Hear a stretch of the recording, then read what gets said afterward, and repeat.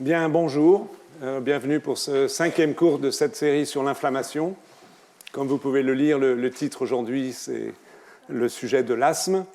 Donc, la semaine dernière, je vous ai parlé d'une maladie ou d'un groupe de maladies très rares, les histiocytoses sinusales, pas sinusales, les histiocytoses tout court, excusez-moi. Maladies rares, mais pour lesquelles, comme je l'espère, vous avez pu le percevoir, on comprend aujourd'hui assez bien, même très bien, les mécanismes physiopathologiques. Aujourd'hui, c'est un peu l'opposé.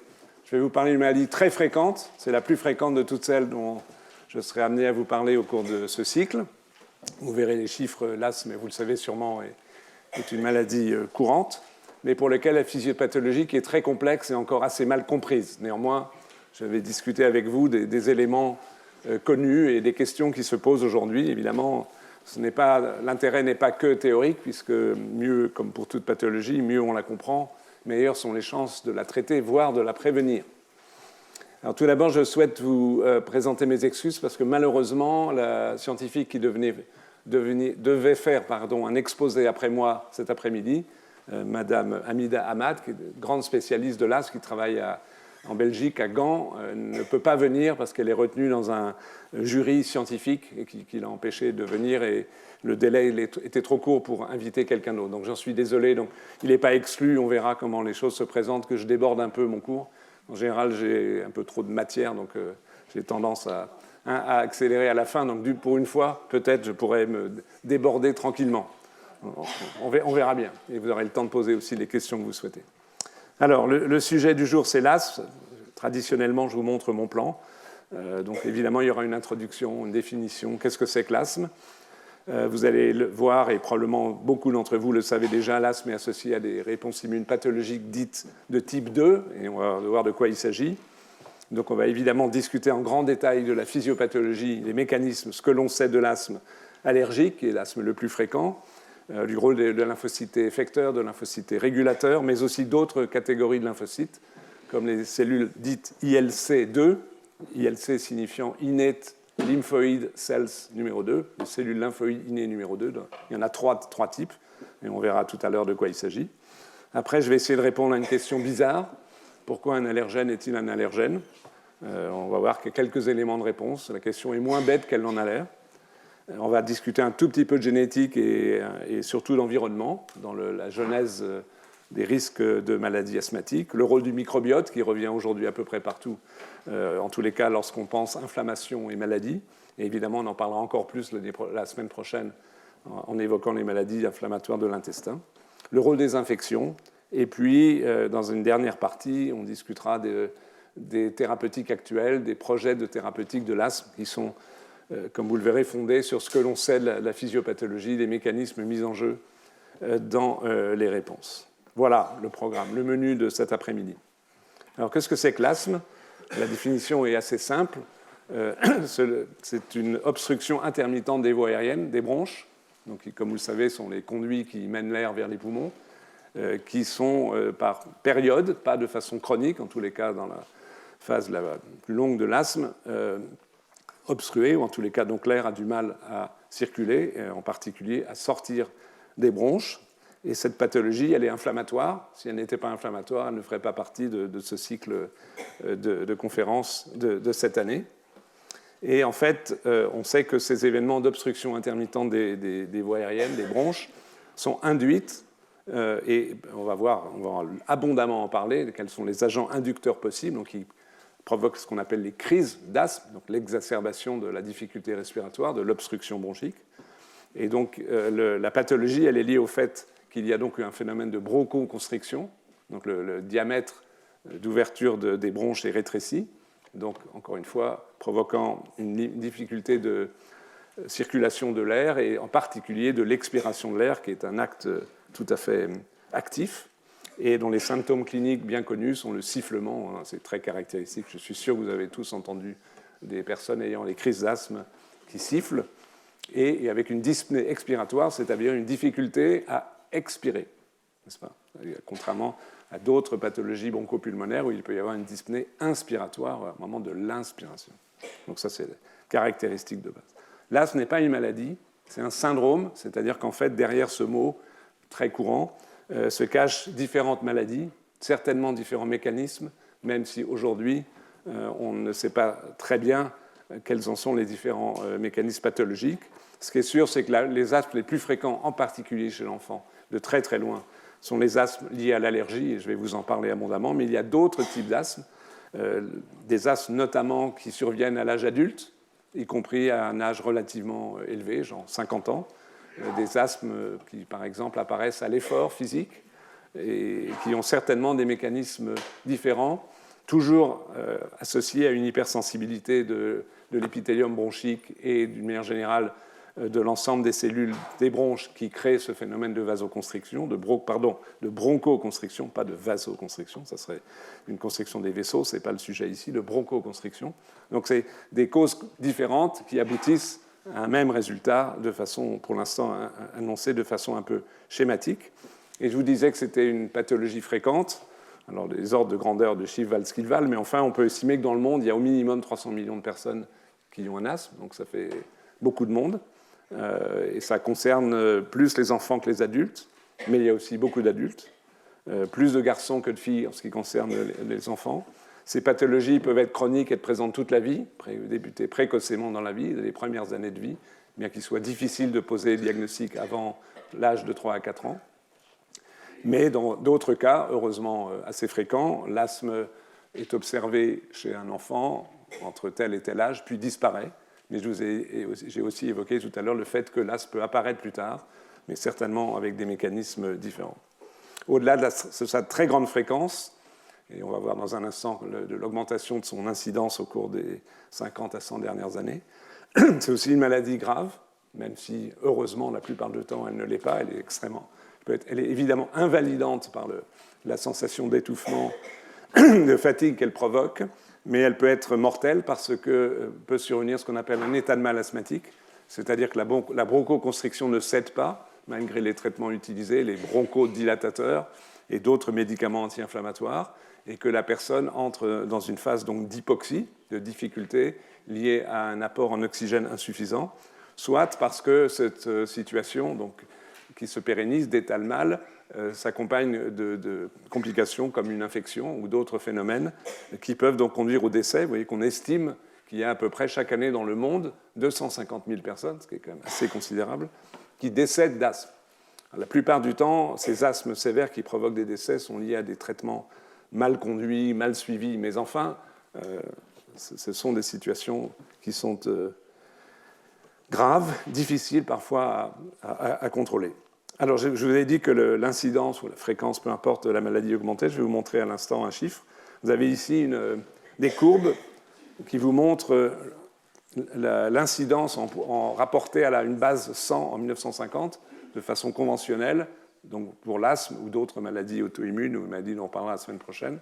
S'il y avait par unité relative 100 malades en 1950, vous voyez que pour l'asthme, en gros, jusqu'à 1980 même, je ne suis pas sûr que ce soit absolument exact, mais enfin, ce sont ces courbes. Il n'y a pas l'air d'avoir d'augmentation de la fréquence du diagnostic de cette maladie, mais vous voyez que, et là on parle des pays, c'est la fréquence dans les pays occidentaux, en gros l'Europe et l'Amérique du Nord. En 1980, lorsqu'il y avait une base 100 de patients atteints d'asthme, on arrive en l'an 2000 à presque 300. Donc en 20 ans, simplement, la fréquence de l'asthme a été multipliée presque par 3 dans nos pays et cette augmentation continue. Donc à l'évidence, il se passe quelque chose, parce que nous n'avons pas changé radicalement dans notre constitution, qui fait que nous sommes, dans l'environnement où nous vivons, beaucoup plus susceptibles à développer des crises d'asthme que c'était le cas il y a 50, 100 ou 200 ans. On viendra sur certains de ces éléments. Au passage, vous pouvez voir que ce n'est pas que l'asthme dont l'incidence augmente, la sclérose en plaques, le diabète de type 1, donc des maladies auto-immunes, et la maladie de Crohn, maladie inflammatoire de l'intestin, excusez-moi, dont on parlera dans une semaine, je vous remontrerai probablement cette courbe, sont aussi des maladies dont on observe l'augmentation très, très sensible de fréquence, de façon croisée avec la réduction de fréquence des infections, d'une manière un peu large, qui amène des discussions de théorie dont j'ai déjà dû vous dire un mot dans les années passées, dites théorie de l'hygiène, mais on en parlera éventuellement tout à l'heure. Donc en tous les cas, retenez que, 1, c'est une pathologie fréquente, et 2, c'est une pathologie dont la fréquence est en augmentation de façon très sensible depuis 30 à 40 ans dans le contexte dans lequel nous vivons. Alors, si on fait une espèce de résumé général de ce qui se passe dans l'asthme en termes de facteurs de risque et qui induisent donc cette bronchoconstriction, avant d'entrer dans plus de détails, si on regarde dans les livres de médecine, on trouve qu'il y a beaucoup de facteurs qui interviennent tous, et on peut donc les lister, même si on ne va pas les détailler. Il y a des facteurs endogènes, donc propres à l'individu, typiquement des facteurs génétiques. Je vous montrerai tout à l'heure une ou deux images explicitant les facteurs de risque génétiques connus de l'asthme, qui existent, mais qui ne rendent pas compte de façon essentielle de la survenue et du risque d'asthme. Le fait d'être allergique, on l'a déjà évoqué.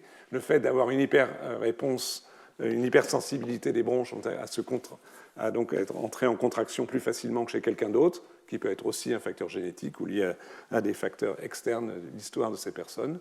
Le genre, et chez les enfants, donc les garçons sont plus fréquemment touchés que les filles, les ethnies où il y a des différences. Le fait d'être en surcharge de poids est un facteur de risque, même si les raisons ne sont pas claires.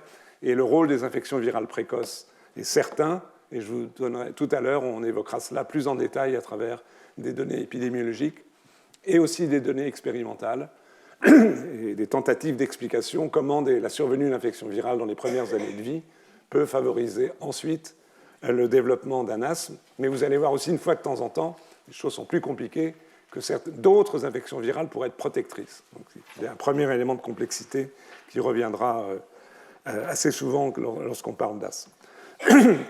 Dans les facteurs environnementaux immédiats, donc déclenchant d'une crise, évidemment les allergènes, l'utilisation de substances qu'on peut être amené à utiliser qui sont modificateurs de l'état de constriction des bronches, le tabagisme, y compris le tabagisme passif, contrairement à ce que certains ont pu dire, a un rôle favorisant la survenue de crises d'asthme, les infections respiratoires au moment qui vont être déclenchantes de la crise, la présence de particules dans l'air polluantes, qui sont certainement un des éléments, pas le seul, mais un des éléments d'explication de l'augmentation de fréquence de l'asthme au cours de ces dernières années. Donc vous pouvez lire notamment les particules provenant du diesel, les éléments provenant des oxydes nitreux et d'autres, certains éléments de régime, l'exposition aux moisissures ou la prise de médicaments comme le paracétamol. Ce qui ne veut pas dire qu'à chaque fois qu'on prend du paracétamol, on va faire une crise d'asthme, heureusement, sinon nous aurions tous des crises d'asthme,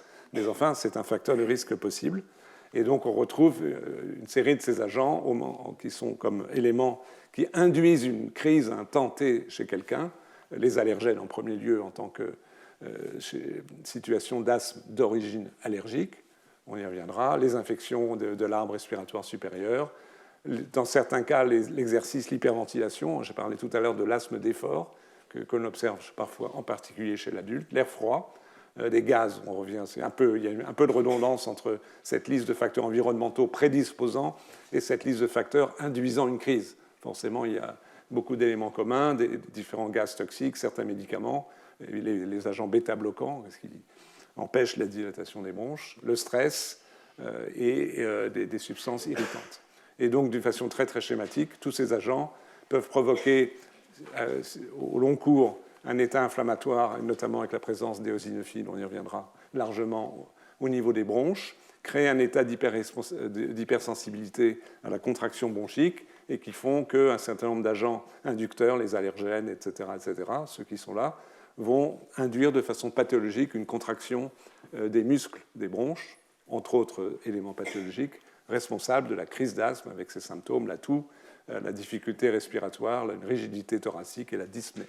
Voilà, c'est une espèce de vision schématique générale mais qui vous donne un ordre d'idées concernant les éléments donc de facteurs de risque endogènes, des éléments chroniques de sensibilisation et des éléments inducteurs d'une crise à un moment donné chez un patient. Ce qui, évidemment, il est important sur un plan médical d'essayer d'identifier quels sont les agents inducteurs pour un malade donné pour essayer au maximum d'éviter qu'il soit ensuite au contact, mais ce n'est pas toujours facile, avec ces agents inducteurs, bien évidemment. Alors, si on commence à regarder les choses un peu plus en détail, on s'aperçoit que l'asthme est une maladie en fait assez spectaculaire, enfin de mon point de vue. Quand on regarde la courbe d'une bronche, vous avez ici juxtaposé à gauche la courbe d'une bronche normale et à droite la courbe d'une bronche d'un patient asthmatique. vous voyez qu'il n'y a pas besoin d'être un grand expert en anatomopathologie pour voir qu'il y a une différence assez considérable entre les deux demi-images, donc qui méritent d'être commentées avec des dessins explicatifs qui figurent en dessous. Donc à gauche, vous avez d'abord les alvéoles pleines d'air, donc essentiellement du vide dans le poumon, et la bronche proprement dite, elle est là. Il y a un épithélium qui l'aborde, qui derrière, en dessous, il y a une membrane basale, et ensuite, il y a, vous le voyez ici, les stries rouges, c'est du muscle. Donc c'est le muscle qui permet de contracter ou de dilater la bronche. Il y a un espace interstitiel, quelques vaisseaux. Et vous voyez qu'il y a une lumière à travers laquelle, excusez-moi, circule l'air, qui est d'une dimension tout à fait respectable. À droite, et encore il manque un élément pathologique sur cette image, voici une bronche d'un sujet asthmatique. Le point le plus important, c'est que la lumière est rétrécie. Il y a ici l'espace à travers lequel l'air peut passer est restreint, et ça peut l'être encore plus, et ça peut l'être encore plus par un élément qui manque et qui est très important, sur lequel dont on reparlera un peu, c'est que les cellules qui sont d'ailleurs ici, ces cellules à mucus, dont j'arrive pas à lire de là-bas, mais les cellules à mucus, ici l'hyperplasie des cellules dites gobelettes, qui produisent le mucus, en petite quantité, nous produisons régulièrement au niveau de nos bronches, en faisant remonter ce matériel, d'éliminer à la fois des germes et des substances toxiques. Mais là, il y a une sécrétion massive de mucus et de substances associées au mucus qui peuvent cristalliser.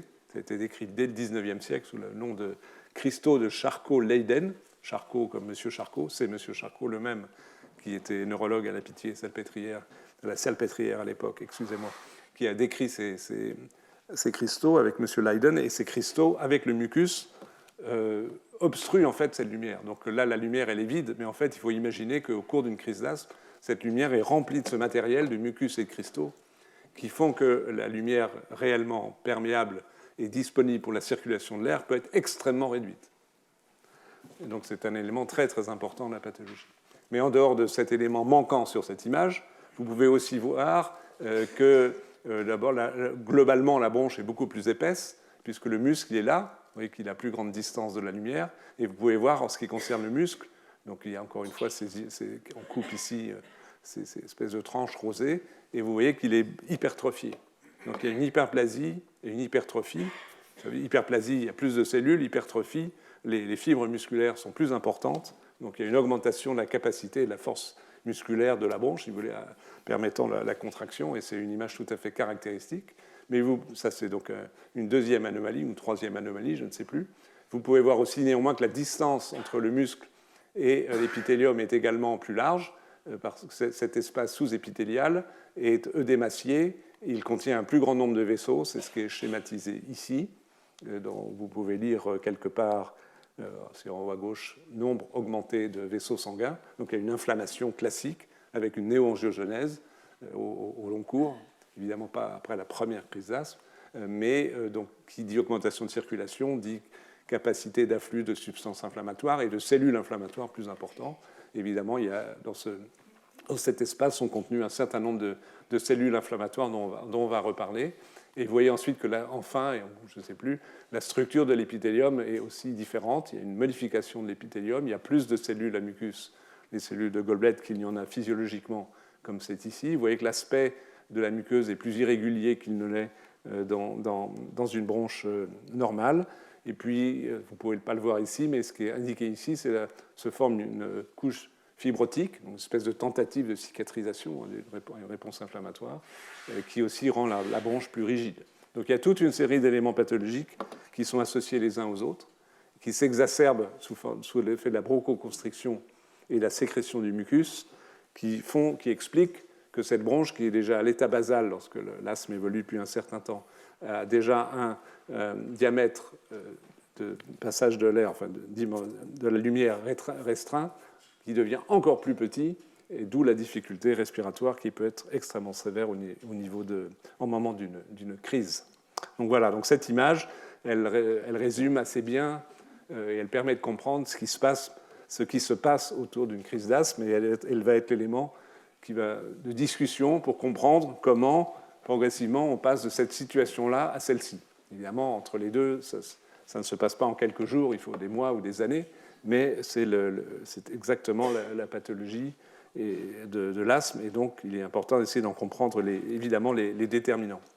Alors, la conséquence physiologique, ou plutôt physiopathologique, de cette difficulté respiratoire, c'est que les patients, et ceci se mesure exactement selon les courbes qui vous sont montrées ici, ont une difficulté à expirer l'air. Donc il y a les pneumologues utilisent des paramètres très précis, je ne vais pas entrer dans les détails, ça n'a pas en soi ici un grand intérêt, mais vous pouvez voir par exemple sur l'image de gauche, là c'est les classiques, la spirométrie, je pense que nous tous, un jour ou l'autre, on a soufflé dans un tube pour évaluer nos performances respiratoires, donc notre capacité totale, combien notre poumon peut contenir d'air, et en particulier notre capacité à expirer en un certain temps. Et vous voyez qu'en bleu, c'est la courbe d'expiration de l'air, du volume d'air expiré chez un sujet non asthmatique. Et en rouge, c'est un exemple de sujet asthmatique. Vous voyez, par exemple, si on prend le temps 1 seconde, combien d'air pouvons-nous expirer en forçant au maximum notre capacité d'expiration? Combien d'air nous pouvons expirer? Un adulte en bonne santé va expirer de l'ordre de 3,5 litres d'air en 1 seconde. Et un sujet asthmatique, celui-ci, il va en expirer 2 litres. Mais éventuellement, ça va être encore plus sévère. Donc c'est une objectivation, ce type de courbe, encore une fois très largement utilisé par les pneumologues pour suivre les maladies respiratoires et spécifiquement l'asthme. C'est typiquement ce genre d'éléments qui sont quantifiables et qui permettent d'évaluer bien sûr l'évolution des patients. Une autre façon de mesurer ici, c'est le débit en fonction du volume, mais vous voyez à nouveau que le débit d'air expiré est en rouge, le sujet asthmatique à titre d'exemple, comparé à un sujet en bonne santé, est réduit. Vous voyez que le débit est plus faible et que, in fine, ça revient à cette courbe-là, le volume expiré est plus petit. Donc, ce qui est objectif, à nouveau, la difficulté à expirer et qui s'accompagne aussi, l'autre test dont on peut évaluer les données quantitatives, d'une augmentation de la résistance bronchique qui est liée donc à cette constriction musculaire, plus l'occupation partielle de la lumière par les sécrétions. Voilà, donc cela permet de définir la maladie.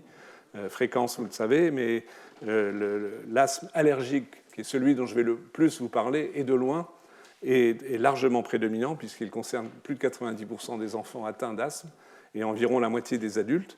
Alors si je vais vous parler essentiellement de cet asthme allergique, c'est parce que, mis à part sa fréquence prédominante, c'est lié aussi au fait que c'est celui pour lequel on a quelques connaissances. Il y a 2 autres types d'asthme dont je vais vous parler dans une seconde, mais sur lesquels, malheureusement, nos connaissances sont extrêmement limitées, ce qui a un retentissement sur les capacités thérapeutiques. Donc, les caractéristiques de l'asthme allergique, c'est qu'il est associé à une éosinophilie, donc un excès dans le sang et aussi dans les sécrétions bronchiques de ces fameuses cellules dont je vais vous redire un mot tout à l'heure, que l'on appelle les éosinophiles, qu'on trouve une classe d'immunoglobulines particulière, les IgE, en quantité élevée dans le sérum. Je pense que chacun sait que les IgE sont associés à l'allergie, on va en parler. Et objectivement, on peut mettre en évidence par des tests qui ont une valeur prédictive partielle, mais pas tout à fait nulle, le fait que ces patients ont des concentrations anormales d'anticorps d'isotype IgE dirigés contre tel ou tel allergène. Donc les plus fréquents sont les acariens qui sont présents dans toutes nos chambres, tous les lits et partout, les poils d'animaux, les pollens et toutes sortes d'autres substances allergisantes. On va en reparler. Un élément aussi à noter que très fréquemment, l'asthme n'est pas isolé, il s'associe à une rhinite ou une rhinosinusite allergique, empoisonnante mais moins sévère. L'asthme est complexe, je vous l'ai déjà dit, et si on essaye à nouveau d'en résumer tous les éléments, ici de l'asthme pour l'essentiel allergique, enfin en partie, il y a énormément de cellules, et on va entrer dans plus de détails, je suis encore dans mon introduction pour l'instant. Toutes les cellules mises en jeu, donc en haut ici les cellules inflammatoires, et en bas les cellules qui constituent les bronches, qui vont sécréter un très grand nombre de familles de molécules, qui toutes jouent un rôle d'une façon ou d'une autre dans la survenue de ces crises d'asthme, avec les conséquences dont j'ai déjà dit un mot, mais que je vais réénumérer pour essayer d'être le plus clair possible. Donc il y a les cellules, les mastocytes, les éosinophiles, les lymphocytes T responsables de réactions dites de type 2, on va entrer dans tous les détails tout à l'heure, les basophiles, parfois les neutrophiles, donc les polynucléaires neutrophiles, mais aussi les plaquettes. Donc beaucoup de cellules inflammatoires sont mises en jeu, on les retrouve toutes au niveau des lésions. Évidemment, les cellules qui constituent la bronche, les cellules épithéliales, les cellules musculaires lisses. Je vous ai déjà montré il y a un instant l'hypertrophie de ce système musculaire lisse. Donc c'est un système musculaire différent, comme vous le savez, des muscles squelettiques, dits muscles striés. Les cellules endothéliales des vaisseaux, les fibroblastes, et même la commande nerveuse qui joue un rôle. Donc ces substances sécrètent toute une série ces cellules, excusez-moi, toute une série de substances, l'histamine, les leucotriènes, etc., les quinines, j'en passe, qui jouent un rôle justement sur la modulation de la contraction bronchique, sur la sécrétion du mucus, sur la transformation des cellules épithéliales en cellules productrices de mucus, par exemple, etc., en modifiant les vaisseaux, l'anéogenèse, qui sont responsables, in fine, de l'ensemble des événements, donc de façon précise au moment de la crise, la survenue du spasme bronchique, donc la contraction, l'exudation de plasma, donc qui aussi encombre la lumière, la sécrétion de mucus, sur laquelle j'ai déjà beaucoup insisté. Là, c'est la réactivité bronchique accélérée aiguë, accentuée aiguë, et de façon chronique, ce que je vous ai montré tout à l'heure, les modifications structurales, l'hypertrophie musculaire, l'épaississement de la membrane basale avec une fibrose, la modification des cellules épithéliales, etc. Donc c'est là un ensemble d'événements assez complexe, vous voyez, beaucoup de cellules, beaucoup de molécules différentes responsables de cette pathologie, sans qu'on soit totalement capable de reconstituer dans le détail l'ensemble des événements qui se produisent. Un mot rapide, malheureusement faute de connaissances, sur les asthmes non allergiques. Il y en a schématiquement de deux types. Classiquement, l'asthme qu'on appelle intrinsèque, ce qui veut dire à peu près rien. Ça suggère que ce n'est pas extrinsèque, mais ça veut dire que ce n'est pas d'origine allergique, on va dire, mais il est peut-être quand même extrinsèque, c'est-à-dire qu'il peut être quand même lié éventuellement à une réactivité à tel ou tel agent de l'environnement, mais pas des allergènes. Les IgE ne sont habituellement pas élevés, donc ce sont des maladies plutôt de l'adulte, qui sont sévères, difficiles à traiter, souvent associées à des polypes nasaux, donc une pathologie de l'épithélium aussi, de l'arbre respiratoire supérieur, de mécanismes avec un S probable, donc plusieurs maladies en fait, pas bien connues. Il y a néanmoins des éléments communs avec l'asthme allergique, par exemple, malgré le fait qu'il n'y ait pas d'allergie, il y a une éosinophilie. Donc il est possible que dans certaines de ces formes d'asthme, il y ait une pathologie, peut-être, c'est tout à fait spéculatif, des éosinophiles. On sait qu'il y a une application des lymphocytes T, ce n'est pas écrit ici, mais aussi des ILC2, que j'ai introduit tout à l'heure et sur lequel on va revenir. Donc c'est à peu près tout ce qu'on sait, c'est-à-dire pas grand-chose malheureusement. Et ce sont des pathologies qui peuvent être très sévères, très difficiles à traiter. Et il y a aussi une autre forme de l'asthme essentiellement observée chez l'adulte où il n'y a même pas d'éosinophile du tout. Et par contre, on observe de façon prédominante une infiltration par des polynucléaires, d'où son nom d'asthme à polynucléaire neutrophile, qui est globalement sévère, qui touche l'adulte pour l'essentiel. Dont la physiopathologie n'est pas claire, mais par définition, elle implique une inflammation liée au polynucléaire. Encore une fois, avec comme conséquence finale les mêmes événements, ceux qui étaient listés ici. Donc les conséquences sont partagées, mais les étiologies sont différentes. Et dans ces cas-là, les éléments de compréhension restent pour l'instant très limités, si bien que pour la suite, je ne vais pratiquement pas vous en parler. Je vais essentiellement évoquer, en plus de détails, l'asthme lié aux réactions allergiques. Donc, ce qui me permet d'introduire les éléments immunologiques associés à l'allergie, et en particulier les réponses immunes de type 2 des lymphocytes T. Un rappel de base sur le développement, la différenciation des effecteurs des lymphocytes T CD4. De façon schématique, si vous considérez un lymphocyte T CD4 naïf, donc qui n'a pas encore rencontré d'antigène et qui est présent dans un organe lymphoïde secondaire, il va être, s'il doit être activé par un antigène, l'être en étant en interaction avec une cellule dendritique, donc une cellule présentatrice d'antigène, dont on a déjà abondamment parlé, et qui, en fonction du contexte de l'origine de ces cellules dendritiques, qui aura migré d'un tissu, on parlait la semaine dernière des cellules de Langerhans, par exemple, provenant de l'épiderme de la peau, et en fonction du contexte inflammatoire dans lequel cette présentation d'antigène survient, va induire des signaux de différenciation des lymphocytes TCD4 différents, si bien que le résultat final seront des lymphocytes TCD4 avec des fonctions effectrices distinctes. Donc je vous rappelle qu'il y a, de façon un peu schématique par rapport à la réalité, mais de temps en temps, présenter les choses de façon schématique aide à comprendre, un premier type de différenciation qui ne concerne pas classiquement l'asthme, c'est la différenciation en lymphocytes T de type Th1, dont la fonction principale est de produire comme cytokine l'interféron gamma qui active les macrophages. On en a parlé dans d'autres circonstances. Il y a un facteur de transcription très important dans cette différenciation en Th1 qui s'appelle Tibet. Et on sait que cette différenciation des T naïves en Th1 se fait en particulier par la production par les cellules dendritiques de l'interleukine 12. OK. Deuxième grande famille de lymphocytes T CD4 effecteurs, les lymphocytes T qu'on appelle Th17 parce qu'ils produisent des cytokines qu'on appelle interleukine 17, mais aussi l'interleukine 22 qui agit sur les muqueuses, mais qui ne sont pas non plus vraiment impliquées en première approximation, au moins dans l'asthme, dont je ne reparlerai pas aujourd'hui. Elles ont un facteur de transcription important qui est ROR gamma T, et leur différenciation de cellules naïves en cellules Th17 se fait en particulier sous le fait de ces 3 cytokines produites par les cellules dendritiques ou l'environnement, interleukine 1, 6 et TGF-bêta. Les cellules qui nous intéressent aujourd'hui, elles sont là. Ce vont être les cellules dites Th2 dans le jargon des immunologistes, cellules qui produisent des cytokines dont on va abondamment reparler aujourd'hui parce qu'elles jouent un rôle majeur dans l'asthme, l'interleukine 4, l'interleukine 5 et l'interleukine 13, qui sont sécrétés par ces lymphocytes T Th2, une fois qu'ils ont été activés, différenciés par des cellules dendritiques dans un contexte de production d'interleukine 4 et un peu par défaut, c'est-à-dire quand ces autres cytokines ne sont pas dans le milieu. Donc c'est une espèce de différenciation passive, pas tout à fait passive, c'est comme un rôle pour l'interleukine 4, de ces lymphocytes T naïfs en Th2.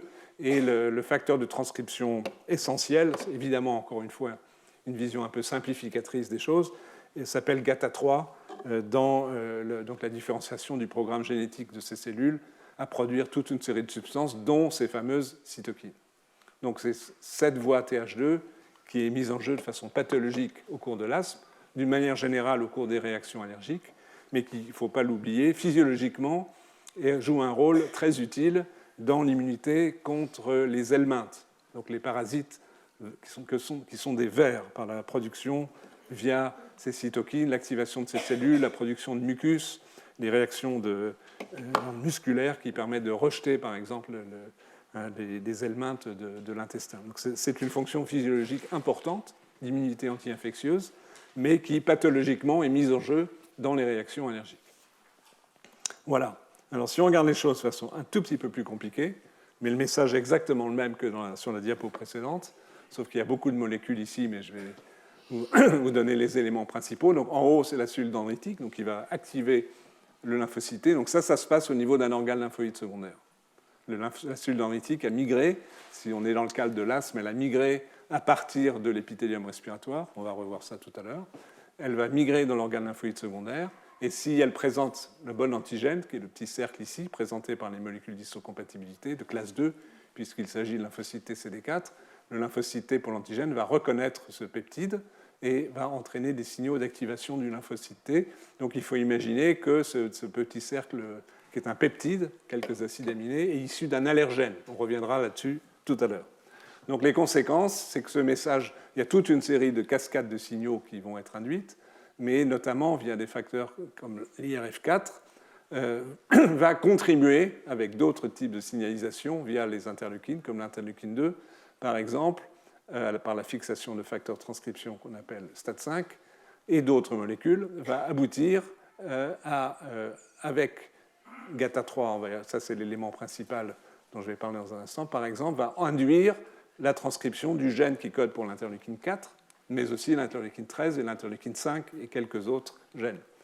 Et en fait, d'où vient GATA3 ? Comment GATA3, la transcription du gène qui code pour ce facteur de transcription lui-même, est induite ? C'est d'une part sous l'effet de la reconnaissance de l'antigène, mais ça ne suffit pas, sinon tous les lymphocytes exprimaient GATA3, ce qui n'est pas le cas, mais aussi par d'autres signaux, des signaux liés à des molécules de coactivation comme OX40, CD28, la voie dite Notch, et puis surtout la voie de l'interleukine 4 par son récepteur qui active des facteurs de transcription qu'on appelle STAT6, qui se dimérisent, qui franchissent la barrière entre le cytosol et le noyau,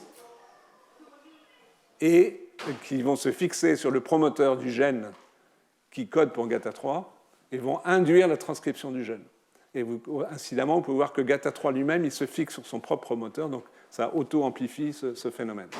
Donc GATA3, avec l'interaction d'autres molécules, Et encore une fois, et même malgré la complexité de ces diapositives, c'est une vision simplifiée des choses, mais j'insiste donc sur ce facteur de transcription GATA3, puisqu'ensuite, je redis ce que je vous ai déjà dit il y a quelques secondes, GATA3 va se fixer sur le promoteur de gènes clés des lymphocytes T de type Th2, comme l'interleukine 4 dans cet exemple, mais aussi l'interleukine 5 ou l'interleukine 13.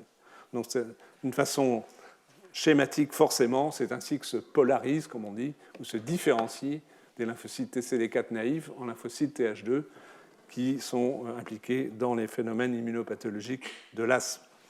Alors, dans une vision simple, pour l'instant, ça va se compliquer un peu, un schéma général de ce qui se passe dans l'asthme allergique. Vous avez ici l'épithélium respiratoire des bronches, la mise en contact avec les allergènes, mais aussi éventuellement l'intervention de virus, qui vont déclencher des éléments probablement critiques, même pas certainement critiques du phénomène de la réponse immunotype 2. C'est la production par les cellules épithéliales elles-mêmes, qui peuvent être lésées, notamment par les virus, de substances comme le TSLP ou thymopoïétine, comme l'interleukine 25 ou l'interleukine 33, qu'on appelle des alarmines. Leurs noms veulent bien dire ce qu'elles veulent dire. Il y a alarme, il y a agression sur la cellule épithéliale, quelle qu'en soit l'origine exacte, mais la sécrétion très rapide de ces substances vont jouer un rôle essentiel parce qu'elles vont activer les cellules dendritiques dans un sens de polarisation DT vers dans un sens TH2, donc c'est absolument fondamental. Donc cette partie-là, elle correspond à ce que je vous ai montré sur la diapo précédente. Les cellules dendritiques vont migrer dans les organes lymphoïdes secondaires, vont activer des TH2 qui vont ensuite remigrer dans la zone péribronchique. Et en parallèle, ces mêmes alarmines, comme l'interleukine 25 ou l'interleukine 33, vont directement activer les cellules innées lymphoïdes de type 2 qui sont présentes au niveau des bronches, qui vont agir extrêmement rapidement et contribuer à la production de cytokines favorisant la réaction allergique et donc l'inflammation au niveau des bronches dans le cas de l'asthme, notamment la production d'interleukine 5, comme les cellules Th2, sachant que l'interleukine 5 va induire la production d'éosinophiles par la moelle osseuse et va recruter les éosinophiles du sang vers la zone où est produite cette cytokine, donc ici autour des bronches, et va aussi activer ces éosinophiles. Et il y a aussi la production de chémokines, donc de facteurs attracteurs de cellules. Par exemple, les cellules respiratoires épithéliales qui produisent des alarmines, elles produisent aussi une chémokine qui s'appelle CCL11 qui va directement activer et recruter les éosinophiles. Donc il y a une série d'éléments qui participent de la genèse de la réaction locale et on va revoir ça de manière de complexité croissante. N'ayez pas peur, sauf de la complexité, mais c'est ainsi. Un résumé de tout ce qui se passe. C'est un peu plus compliqué ici, mais c'est un peu la même idée. L'épithélium respiratoire, incidemment le mucus, là, produit par les goblet cells. Je ne sais pas en français comment on traduit goblet cells, mais ce sont elles qui produisent le mucus, et ce sont elles, je vous le rappelle, qui sont en nombre augmenté au cours de l'asthme. Donc l'antigène est reconnu par une cellule, est capté par une cellule dendritique. Et les cellules dendritiques, elle est capable d'envoyer des prolongements entre les cellules épithéliales jusqu'à la surface. Donc ça lui permet de capter n'importe quel type de substance, dont entre autres des allergènes, mais aussi, bien sûr, des substances de microbes, de toxiques, etc. etc. Donc ceci induit, dans le contexte de la production de ces alarmines, IL-25, IL-33, le TSLP, dont je vous ai déjà parlé tout à l'heure, qui produisent eux-mêmes d'IL-13, aussi d'IL-4, les ILC2, donc induisent les cellules dendritiques à un programme de différenciation qui va favoriser, lorsqu'elles auront migré, ici on est dans le ganglion lymphatique de drainage, va favoriser la différenciation des TH2 et peut-être les basophiles, par ailleurs, autres cellules impliquées, productrices d'IL4, jouent un rôle dans cette polarisation des lymphocytes vers une réponse de type TH2. Donc ces TH2, elles sont susceptibles ensuite de remigrer dans la zone de contact et elles vont être impliquées dans la production, là, je l'ai déjà évoqué, d'interleukine 5 qui recrute, active, fait produire les éosinophiles, IL-4 aussi une autre cytokine, interleukine 9 qui recrute et active les mastocytes, l'interleukine 4 et 13, certains types de macrophages qu'on appelle M2, et l'interleukine 4 et aussi l'interleukine 13 un peu qui agit sur le lymphocyte B pour produire les IgE, autres composantes importantes sur lesquelles on reviendra de la réaction allergique.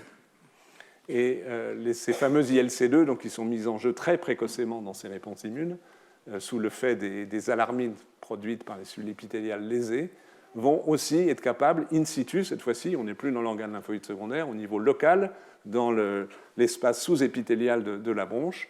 Donc, au moment d'une crise, peuvent activer in situ les cellules Th2 à produire in situ des quantités importantes de toutes ces cytokines. Donc, vous avez déjà une complexité un peu plus large des différents partenaires cellulaires et moléculaires impliqués dans la réponse de type 2 et qui, in fine, va entraîner des modifications des cellules épithéliales, des cellules musculaires lisses, des cellules à muqueuses, etc., des différentes cellules présentes au niveau de la bronche.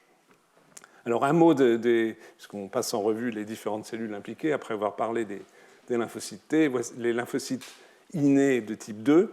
Donc, cette fois-ci, ce ne sont plus des cellules circulantes, ce sont des cellules résidentes, ce sont des cellules lymphocytaires issues de la moelle osseuse, mais une fois qu'elles ont migré après leur production dans un tissu, elles y restent, elles sont résidentes, elles sont en fait préactivées, elles ne sont pas présentes en grand nombre, surtout chez l'homme, il y en a relativement peu, mais dès qu'elles reçoivent un signal de ces alarmines dont je vous ai parlé il y a un instant, immédiatement, elles n'ont pas besoin d'étapes intermédiaires de prolifération ou d'activation, contrairement aux lymphocytes T. Dans un temps extrêmement rapide, quelques secondes, quelques minutes, elles vont être capables de produire donc les mêmes types de cytokines que celles qui sont produites par les lymphocytes T, notamment l'interleukine 5 et l'interleukine 13, donc qui favorisent, je me répète, à dessein, favorisent la migration des cellules dendritiques vers les ganglions lymphoïdes, donc ils vont favoriser l'activation des lymphocytes T de cellules T naïves à cellules Th2, qui ensuite remigreront vers la bronche. Et on l'a vu dans le schéma précédent, elles peuvent aussi directement activer les lymphocytes T en présentant de l'antigène. Donc apparemment, ces cellules jouent un rôle majeur dans les étapes initiales et de l'induction de l'asthme allergique et aussi, d'une certaine façon, dans son exécution au moment des crises. On va voir tout à l'heure que lorsqu'on s'intéresse aux données expérimentales disponibles, les choses ne sont pas tout à fait aussi claires. En fait, il y a des données contradictoires. C'est ce que vous allez voir tout à l'heure. Désolé pour cela, mais c'est ainsi. Autre cellule importante, les éosinophiles, après les lymphocytes et les cellules ILC, Innate Lymphoid Cells de type 2. Les éosinophiles, dont chacun a entendu parler, qui sont des cellules présentes en petite quantité dans la circulation sanguine, sont présentes dans la moelle osseuse, et dont la production dans la moelle osseuse est activée par l'interleukine 5, donc sécrétée par les ILC2, par les lymphocytes T, H2.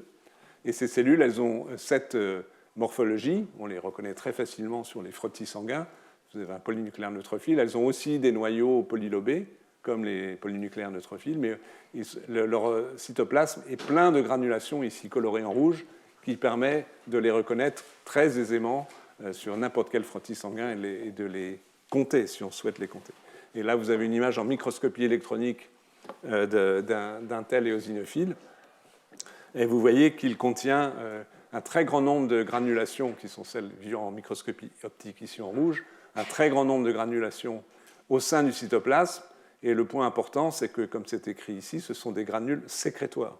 Ça veut dire que lors de l'activation de l'éosinophile, on va y revenir dans un instant, l'éosinophile est capable de relarguer très vite le contenu de ces granules qui contiennent, vous allez le voir aussi, un très grand nombre de substances qui interviennent dans les réactions allergiques et donc spécifiquement dans l'asthme. Voilà, pour vous faire un peu peur, en tout cas moi ça me fait peur, parce que ça évoque la complexité des choses. Vous avez ici une liste, en plus sûrement pas complète, mais d'un grand nombre de molécules exprimées par les éosinophiles et qui jouent un rôle dans leur physiologie. Et les choses ne sont pas tout à fait simples. Ce qui est entouré, ce sont les substances qui sont sécrétées par les éosinophiles, donc les substances effectrices. Tout le reste, je ne vais pas entrer dans les détails ici, mais ce sont des molécules, notamment membranaires, qui permettent à l'éosinophile de capter des signaux du milieu extérieur, d'activation, de modification, etc., etc. Donc juste les grandes familles. Il y a toute une série de récepteurs pour des chémokines, vous voyez la liste, elle est longue, donc de substances qui vont être capables d'attirer les éosinophiles. Donc tout à l'heure, j'ai parlé de CCL11, j'espère qu'il est sur la liste. Il n'est même pas sur la liste, là, mais peu importe. Donc, entre autres, chémokines qui, en se fixant sur les récepteurs, attirent les éosinophiles vers la bronche dans le contexte de l'asthme. Là, vous avez des récepteurs pour des médiateurs lipidiques, des prostaglandines, le PAF, Platelet Activating Factor, etc., les leucotriènes, qui sont également produites dans ces situations de réactions allergiques et qui vont aussi activer les éosinophiles à relarguer le contenu de leurs granules. Vous avez ici des molécules d'adhésion, donc qui permettent aux éosinophiles de se fixer sur des cellules voisines ou sur la matrice extracellulaire. Ici, vous avez des récepteurs pour des cytokines, interleukines 2, 3, 4, etc., qui aussi transmettent des signaux de différenciation et d'activation. Ici, vous avez des récepteurs qui sont des récepteurs de l'immunité innée pour des produits microbiens ou des signaux de danger. Et enfin, encadré en rouge ici, le contenu de deux types de granules présents au sein des éosinophiles, dans le cytoplasme des éosinophiles, les corps lipidiques qui relarguent des leucotriènes, des prostaglandines, qui ont une action, par exemple, sur la vasoconstriction, la vasodilatation des vaisseaux, donc extrêmement important dans l'inflammation. Et puis en bas à droite, ici, toute une série de facteurs contenus dans des granules spécifiques aux éosinophiles, marqués ici en ovale rouge. La liste est longue, on ne va pas la passer en revue, mais on retrouve des cytokines, des facteurs de croissance, des chémokines et des enzymes, toute une série d'enzymes ici, en collagénase, phosphatase acide, etc., etc. Donc, ils vont avoir une action majeure sur le milieu au sein duquel l'éosinophile est présent.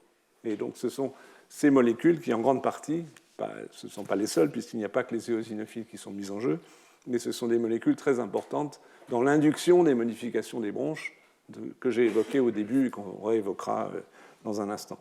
Mais vous voyez qu'on liste l'ensemble de ces molécules, on perçoit la complexité d'essayer de décrire le plus exactement possible les événements physiologiques et a fortiori pathologiques qui mettent en jeu ces cellules. Et on sait qu'elles sont absolument essentielles, et on le reverra tout à l'heure, entre autres, avec les thérapeutiques.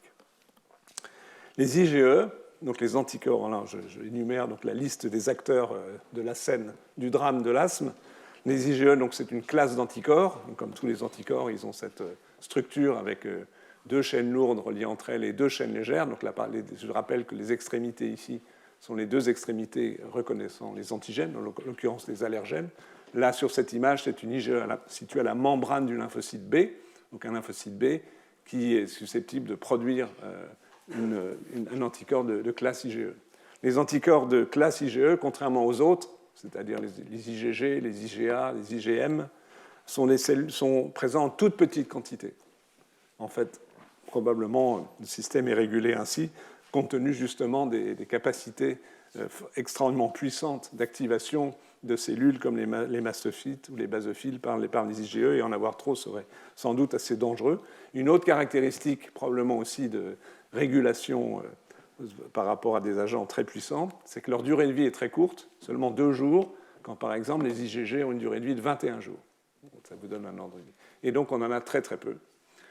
Et ces IgE on va voir dans quel contexte dans un instant, sont produites par des lymphocytes B, donc cellules classiques productrices d'anticorps, qui sont activées dans les organes lymphoïdes secondaires, mais aussi qui peuvent migrer dans les zones inflammatoires où se produit l'asthme.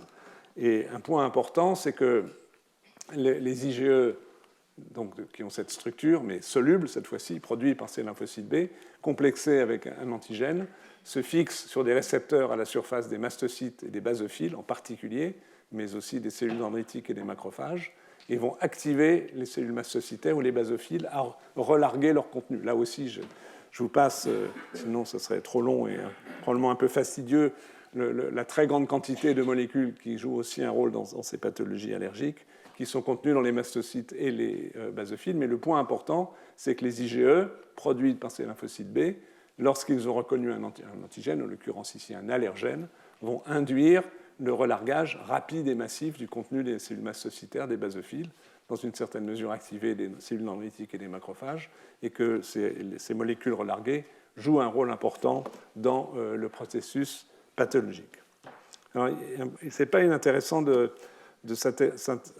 s'intéresser un peu plus, de s'attarder sur ces IgE, surtout qu'il y a des données assez récentes. Ça, c'est un schéma que chez USUD, j'ai extrait d'un article récent publié dans le journal qui s'appelle Immunity, sur la façon dont les individus allergiques, donc en particulier les sujets asthmatiques, produisent ces anticorps de type IgE. Et c'est assez particulier. Donc je vous rappelle ce que je vous ai dit un instant, c'est que les lymphocytes B sont produits dans les organes lymphoïdes secondaires et au cours de structures qu'on appelle les centres germinatifs. On a eu l'occasion dans d'autres cours de vous parler de centres germinatifs. Donc, c'est un sujet, disons, A et un sujet B. Vous allez voir à la fin pourquoi deux individus apparaissent ici. Mettons qu'à ce stade-là, ce sont des lymphocytes B naïfs. Ils n'ont pas été en contact avec un allergène. Il se trouve que ce sont des sujets potentiellement amenés à développer des anticorps d'isotype IgE dirigés contre des allergènes, pour des raisons éventuellement génétiques, peut-être environnementales. Ce n'est pas le point ici. Donc, lors d'une première exposition, ces lymphocytes B vont être activés avec l'aide de lymphocytes T, etc., et donner naissance, in fine, à des lymphocytes B qu'on qualifie de mémoire à longue durée de vie, et capables de produire des anticorps de différents isotypes, mais pas d'IgE, alors qu'on parle bien de l'antigène allergénisant, l'allergène, des IgG, des IgM, ici de même. Et puis le patient va être réexposé une seconde fois, une troisième fois, etc., à l'allergène. Dans l'exemple qui est évoqué ici, c'est un exemple le plus fréquent dans certains pays, c'est l'allergie à des extraits de cacahuètes. Au Japon, c'est ultra fréquent, par exemple. Donc dans les réexpositions suivantes, les lymphocytes B mémoire, non pas des lymphocytes B naïfs, les lymphocytes B mémoire vont modifier donc leur immunoglobuline, de la même façon qu'ils l'ont fait initialement entre IgM et IgG, par exemple. Mais là, ils vont, en franglais, switcher, en fait, le phénomène de commutation isotypique, de recombinaison des gènes d'immunoglobulines, qui va faire que le lymphocyte B, reconnaissant l'allergène, mais qui était d'isotype IgG, va maintenant être d'isotype IgE. Okay, et donc avec ces propriétés de la protéine d'activer les mastocytes, etc. Et donc ce processus survient aussi dans les organes lymphoïdes secondaires, mais dans un deuxième temps, et donne naissance à des plasmocytes. Donc ce sont les cellules classiques productrices d'anticorps en très très grande quantité. Et ces plasmocytes IgE en fait ont une courte durée de vie. Ils ne vont pas persister, alors qu'il y a des plasmocytes dont on sait qu'ils peuvent persister presque pour la vie durant. Mais pas ceux-là. Ce sont les données, je fais grâce du détail des données, mais qui ont été récemment publiées et qui sont très intéressantes. Donc en fait, le processus se passe en plusieurs temps, avec évidemment des éléments de susceptibilité individuelle, mais qui font que dans un premier temps, il y a la génération de lymphocytes B mémoire, essentiellement IgG, qui ont, ça c'est très important pour la pathogénicité, une haute affinité pour l'antigène, donc sont capables même à faible concentration de se fixer de s'accrocher aux antigènes, en l'occurrence aux allergènes. Et la haute affinité est liée au fait que dans la partie variable des gènes d'immunoglobulines a été mutée et qu'il y a une sélection des protéines portant des mutations de plus haute affinité pour l'antigène. Et que ce n'est que dans un second temps que ces mêmes lymphocytes B mémoire à haute affinité pour l'antigène vont modifier donc leur partie constante, l'IgG en IgE, et à travers ces plasmocytes, produire des anticorps. Et de façon intéressante, c'est si on compare ces anticorps en termes de séquences de protéidiques, si vous voulez, de deux individus différents, qui sont complètement différents, on retrouve des séquences très proches.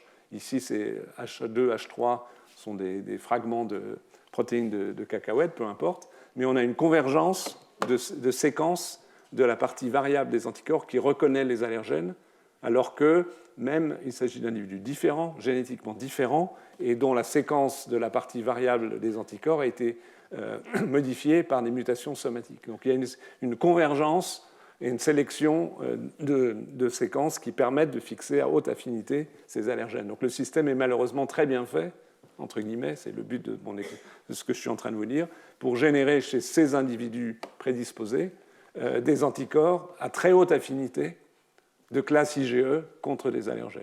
Ce qui n'est évidemment pas une bonne idée, puisque ces anticorps, je vous le rappelle, et là, vont être capables d'activer les mastocytes et les basophiles, même à faible concentration.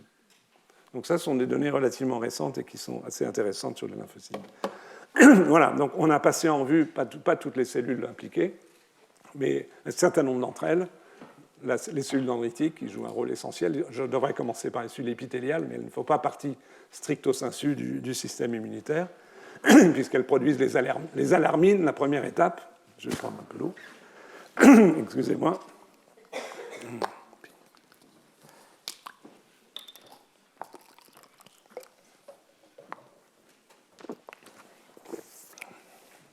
Donc les cellules épithéliales qui produisent des alarmines, les cellules dendritiques, les lymphocytes T qui se différencient en lymphocytes TH2, les ILC2 qui sont présentes sur place et qui sont sensibles aux signaux issus des alarmines, et puis les lymphocytes B qui vont être activés via les lymphocytes T et des cellules effectrices. J'ai parlé essentiellement des éosinophiles, mais il y a aussi les mastocytes, les basophiles et encore d'autres cellules. Donc, toutes les cellules impliquées dans la réaction. Alors, on va essayer d'approcher un peu plus maintenant. On connaît les acteurs du drame, si je puis dire, d'essayer de comprendre comment tout ceci s'ordonne. À partir de la sensibilisation allergique, avec une série de schémas qui va être en partie répétitifs, mais j'espère qu'ils vous aident à suivre la démarche. Donc, encore une fois, vous avez ici les cellules épithéliales, donc, qui sont soumises à des agressions. Et en particulier, on peut penser qu'un certain nombre de situations où il y a concomitance de pathogènes qui provoquent des lésions des cellules épithéliales, certains types d'infections virales, par exemple, notamment chez le petit enfant, et présence d'allergènes, vont provoquer à la fois donc, des lésions des cellules épithéliales, schématisées par ces petites brisures, et aussi donc une perméabilité plus grande de ces substances qui va favoriser, même si les cellules dendritiques antigènes presenting cells ici ont des extensions qui vont jusque dans la lumière, vont être capables d'activer ou d'être plus exactement captées par les cellules dendritiques, les cellules présentatrices d'antigènes, et en même temps, ces cellules épithéliales lésées produisent donc ces substances dont j'ai déjà parlé, il y a le 25-33 TSLP, qui active les cellules dendritiques dans un sens qui va favoriser la réponse Th2 et active les cellules innate lymphoid cells de type 2 qui sont présentes sous la muqueuse.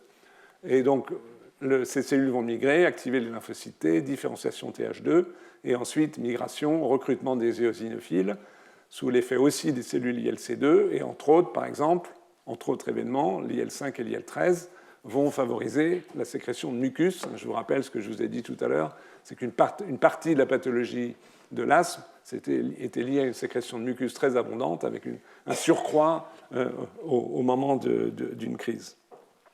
Et par ailleurs, donc, activation des lymphocytes B. Ici, le schéma est simplifié par rapport à ce que je vous ai dit tout à l'heure, mais qui, in fine, va aboutir à des plasmocytes producteurs d'anticorps contre les allergènes de classe IgE, qui vont activer des mastocytes, des basophiles, et qui vont produire une série de substances qui participent à la réaction pathologique. Donc, c'est encore un schéma général. Donc, beaucoup de cellules sont mises en jeu, et donc, si on montre les choses plus complètement, ça devient plus compliqué, mais c'est fondamentalement la même chose. Je répète à dessein pour essayer de rendre le plus clair possible, je l'espère, ce qui est connu aujourd'hui de la physiologie de l'asthme allergique.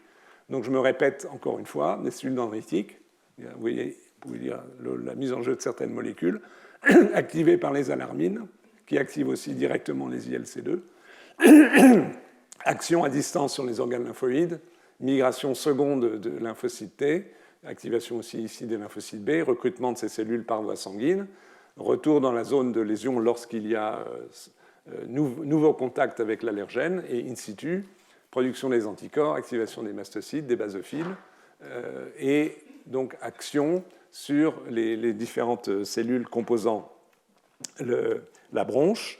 Donc, par exemple, ici, vous pouvez lire que l'interleukine 5 et l'interleukine 13, qui sont produites localement dans la muqueuse sous-épithéliale. Il m'a apporté plus d'eau, ça c'est gentil. Au cas où. Je blague.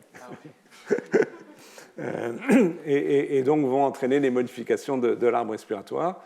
Par exemple, ici, vous pouvez lire, il y a l'accumulation des éosinophiles et des basophiles qui vont clairement favoriser la production du mucus par les cellules à muqueuse, qui vont entraîner une transdifférenciation de cellules épithéliales en cellules à mucus. Je vous rappelez-vous un des premiers schémas qui montrait un excès de cellules à mucus par rapport à une situation physiologique, c'est écrit ici d'ailleurs, métaplasie des cellules de gobelet, augmentation des réserves de mucine, les points blancs, et donc possibilité ici de la production tout à fait pathologique de mucus qui va encombrer l'arbre respiratoire. Et ces mêmes cytokines, par ailleurs, agissent aussi, ce qui n'est pas sur l'image d'ici, je pense que ça va apparaître sur une autre image, sur les cellules musculaires lisses, entraînant leur contraction. C'est ici à nouveau schématisé, induction par les allergènes, cellules dendritiques, cellules épithéliales, stress, lésions, les alarmines, les chémokines, activation des ILC2, action sur les cellules dendritiques, migration sur les organes lymphoïdes, dans les organes lymphoïdes, différenciation de cellules naïves en Th2, avec l'interleukine 4 et l'interleukine 13, coopération avec les lymphocytes B, qui sont capables de produire des IgE. On a vu en plusieurs temps, je le répète, ces cellules vont pouvoir migrer via la circulation sanguine dans la zone lésée, et par ailleurs interviennent aussi assez rapidement les basophiles qui produisent l'IL4 et qui favorisent ces phénomènes. Si bien que dans le déclenchement d'une crise, si on considère l'allergène ici, ça peut être un pollen ou d'autres substances allergéniques, il y aura rapidement la mise en jeu, parce que cette fois-ci les cellules sont présentes, on n'est plus dans le ganglion lymphoïde, in situ, les cellules Th2, où l'antigène est présenté, et les ILC2, la production des cytokines, le recrutement, l'activation des B, le recrutement de toutes ces cellules, et donc accentuation de la sécrétion de mucus, donc encombrement des bronches, et bronchoconstriction, action sur les cellules musculaires lisses. Ce sont les deux phénomènes aigus qui rendent compte de la difficulté du passage de l'air expiratoire au niveau des bronches. Voilà. Résumé ici avec quelles sont les molécules qui sont responsables de ces différentes actions. Hypersensibilité bronchique, contraction des fibres musculaires lisses, hyperplasie et hypertrophie, donc augmentation de nombre et d'importance de ces cellules fibres, de ces cellules musculaires lisses, je vais y arriver. Donc ça, c'est essentiellement le fait de l'interleukine 13, qui est produite, je vous le rappelle, par les lymphocytes T de type Th2 et par les cellules ILC de type 2. Épaississement de la membrane basale, fibrose sous-épithéliale, que j'ai évoqué, c'est le fait de protéines qui sont produites par les éosinophiles, comme ECP, MBP et d'autres, et aussi les amphirégulines, qui sont produites et par les lymphocytes T et l'ILC2, qui remanient aussi l'épithélium. Je vous ai parlé de la modification vers la transformation de cellules épithéliales classiques en cellules à mucus. Donc la sécrétion de mucus, l'hyperplasie des cellules à mucus, donc à la fois il y a aussi une hyperplasie et une hypertrophie. Et le fait des cytokines, là il y a une erreur, ce n'est pas l'interleukine 15, excusez-moi, l'interleukine 5 et l'interleukine 13, produits à nouveau par les lymphocytes du ILC2. Et enfin, il y a aussi une néo-angiogenèse, un nouveau vaisseau, donc effectivement un événement qui permet de contribuer à l'inflammation, puisque à travers ces vaisseaux, cela permet un apport supplémentaire de molécules pro-inflammatoires et de cellules pro-inflammatoires, les lymphocytes B, les éosinophiles, etc., et qui sont à nouveau en partie le fait de protéines comme la myéloperoxydase et je crois que c'est l'éosinophile cationique protéine, qui sont produites par les éosinophiles. Et encore, c'est une vision simplifiée des choses, mais qui vous donne une idée quand même globale des événements principaux de la physiopathologie de l'asthme allergique. Alors, comprendre cela, c'est relativement important parce que ça donne quelques pistes thérapeutiques. On va voir ça dans quelques minutes. Cette diapo, on peut la passer, à vrai dire. Alors, maintenant, on va quand même examiner quelques données expérimentales, parce que jusqu'à présent, je vous ai asséné des informations en considérant qu'elles étaient justes, mais elles sont fondées sur tout un grand nombre de données expérimentales, et on va voir que de temps en temps, les données expérimentales, j'ai déjà fait allusion à cela, ne sont pas forcément toutes cohérentes, et qu'on n'a pas encore aujourd'hui une vision claire et complète de ces événements. En particulier, ici, une étude qui a été publiée il y a 3 ans, à partir de l'étude de lymphocyte T CD4, effecteurs, TH2 dans ce qui nous intéresse aujourd'hui, et les lymphocytes T régulateurs qui se caractérisent notamment par l'expression d'une protéine qui est très importante qui s'appelle FOXP3. Et là, ce qui est étudié, c'est une série d'individus, des individus qui sont des sujets adultes, bien portants, mais aussi on regarde le sang du cordon. On va détecter la fréquence de lymphocytes T régulateurs, ça c'est cette première image, qui sont spécifiques d'allergènes avec des systèmes de reconnaissance in vitro. Et vous avez toute une série d'allergènes, l'œuf, le lait, le porc, la tomate, les pommes de terre, le blé, des bactéries ici. Donc ça sont les allergènes alimentaires. Ici, des bactéries commensales, donc qui sont présentes dans notre flore digestive. Ici, des agents infectieux ou vaccinaux. Et ici, ces substances nous intéressent particulièrement, parce que ce sont des aéroallergènes. Ça, ce seraient des allergènes digestifs. Aéroallergènes, c'est des allergènes provoquant donc une réaction pathologique au niveau respiratoire, notamment de l'asthme. Donc ça peut être des allergènes issus du champignon Fumigatus, issus des acariens, birch et du bouleau, ou d'autres plantes. Et vous pouvez voir qu'en fréquence, nous avons, chez des sujets bien portants, non allergiques, un certain nombre, chaque point c'est un sujet différent, un certain nombre de cellules, pour 10 000 environ, régulatrices, qui est spécifique de tel ou tel allergène respiratoire. Okay. Si on regarde dans le sang du cordon, il n'y en a pas. Donc ils sont acquis au cours de la vie. Comparé à l'âge adulte, vous voyez, il y a une grande dispersion de fréquence d'un individu à l'autre, mais ils sont clairement acquis, ils ne sont pas présents dès la naissance. Donc ils sont acquis probablement parce que dans un contexte de reconnaissance de ces substances antigéniques. Donc le point important ici, premier message, c'est que tout le monde, bien portant ou malade, là ce sont des bien portants, nous avons tous des lymphocytes T, et en l'occurrence des lymphocytes T régulateurs, donc qui contrôlent la réponse immunitaire, spécifiques d'allergènes. Donc on a été soumis à une stimulation antigénique, nous avons développé des cellules T régulatrices, et probablement qui permettent d'éviter la réaction allergique. Premier message. Deuxième message, quid des cellules effectrices? Est-ce que nous avons des cellules effectrices présentes chez les sujets normaux, donc susceptibles d'être impliquées dans une réponse allergique? Et la réponse est oui. Et quand on regarde les aéroallergènes en rouge, c'est ce qui nous intéresse dans la seconde, et c'est encore plus vrai que pour les antigènes d'origine alimentaire, des bactéries commensales, des agents infectieux ou autres.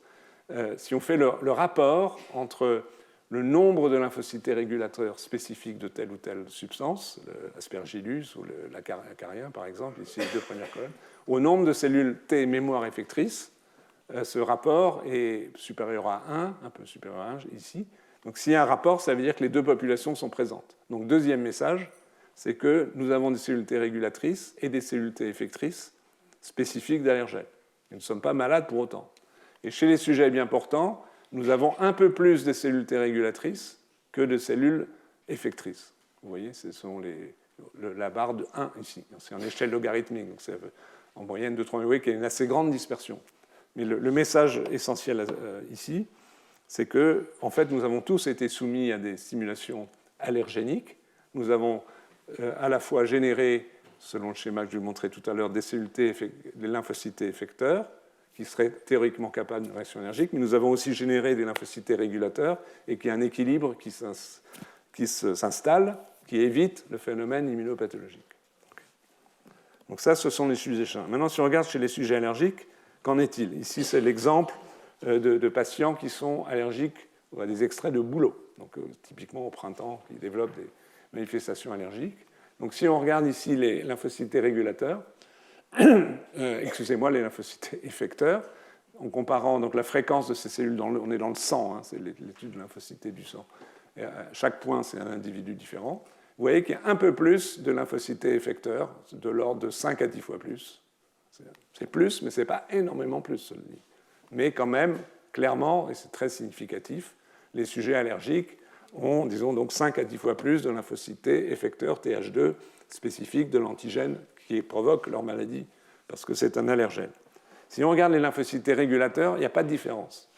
Donc on a l'impression que la pathologie, en tous les cas à travers ces observations, n'est pas liée à un déséquilibre de mise en jeu ou de développement des lymphocytes régulateurs spécifiques d'allergènes. Elle est, pour une raison pas si claire, au fait que chez les sujets asthmatiques ou allergiques en général ici, il y a un développement, une amplification plus importante des lymphocytes T effecteurs. C'est une observation, ce n'est pas une explication. Comment se fait-il qu'il y a cette différence ici alors qu'il n'y en a pas là? Mais on aurait pu imaginer qu'on observe une diminution qui est moins de lymphocytes T régulateurs chez les sujets spécifiques de l'allergène, naturellement, chez les sujets allergiques, ce qui n'est pas le cas. On aurait pu avoir les deux phénomènes en même temps. Non, il n'y a une différence que concernant les lymphocytes T effecteurs. Si on regarde non seulement leur nombre, mais cette fois-ci leur capacité à proliférer à partir des cellules présentes dans le sang, en utilisant un marqueur de prolifération qui est Ki67, vous voyez, toujours dans le modèle de l'allergie au bouleau, vous voyez qu'il y a une plus grande fréquence chez le sujet allergique pendant la période de contact avec l'allergène, hein, dans la birch season, quand les bouleaux sont en fleurs. Chez les sujets allergiques, il y a plus de cellules effectrices prolifératives, mais il y a aussi un peu plus d'excès de cellules régulatrices qui prolifèrent. Donc globalement, le système est stimulé, tant sur le plan effecteur que régulateur, même si, évidemment, par définition, le système est déséquilibré en faveur de la réponse effectrice. Et alors, il y a une autre particularité que cette étude montre, qui est assez intrigante en fait, c'est qu'on pourrait imaginer a priori de façon simple que les lymphocytes T effecteurs et les lymphocytes T régulateurs spécifiques de la même classe de molécules, donc l'allergène du boulot, dans l'exemple que je viens de vous indiquer, reconnaissaient exactement les mêmes peptides. Autrement dit que le TCR était le même. C'est simplement la fonction des cellules qui diffère. Ben non, ce n'est pas si simple que ça. Ce que ces auteurs ont montré, c'est que en fait, ici les cellules T effectrices ou mémoire, ici les cellules T mémoire, pardon, et si on considère des extraits solubles ou des extraits particuliers d'allergènes, par exemple de champignons, aspergillus, etc., qu'est-ce qu'on observe? C'est que chez les sujets allergiques, il y a beaucoup plus de cellules T effectrices spécifiques d'antigènes solubles que chez les sujets bien portants. Et alors que pour ce qui est des antigènes particuliers, il y en a beaucoup, mais presque, enfin, il y a une différence quand même, mais la différence est beaucoup plus faible.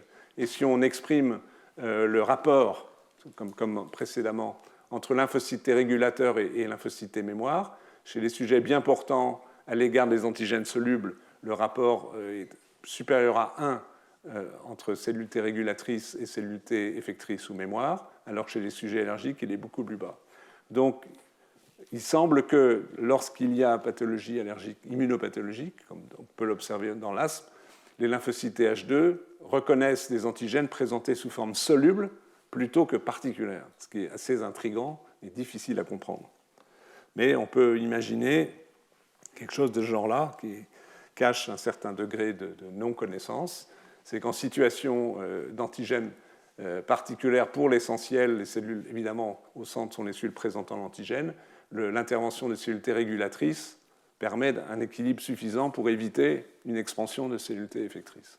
Alors que s'ils sont libérés des antigènes solubles à partir des antigènes particulières, chez les sujets prédisposés, donc les sujets allergiques pour les raisons environnementales et génétiques, il puisse y avoir une expansion de cellules Th2. Mais il reste ici une grande question, c'est ce qui se passe là, la libération des antigènes solubles, et comment se fait-il qu'ici on soit en situation de déséquilibre. C'est un peu frustrant ce type d'observations, elles sont troublantes, elles sont probablement importantes parce qu'elles permettent d'aller un peu plus loin dans la dissection, la mise en jeu des lymphocytes T au cours de la maladie asthmatique, mais elles ne nous donnent pas la clé de la différence ou des différences existantes entre les sujets qui, in fine, vont développer une maladie allergique comme un asthme et ceux qui ne vont pas la développer. Alors que nous avons tous les mêmes types, toutes ces catégories de cellules, mais pas dans la même proportion, on l'a vu tout à l'heure, avec une capacité proliférative variable.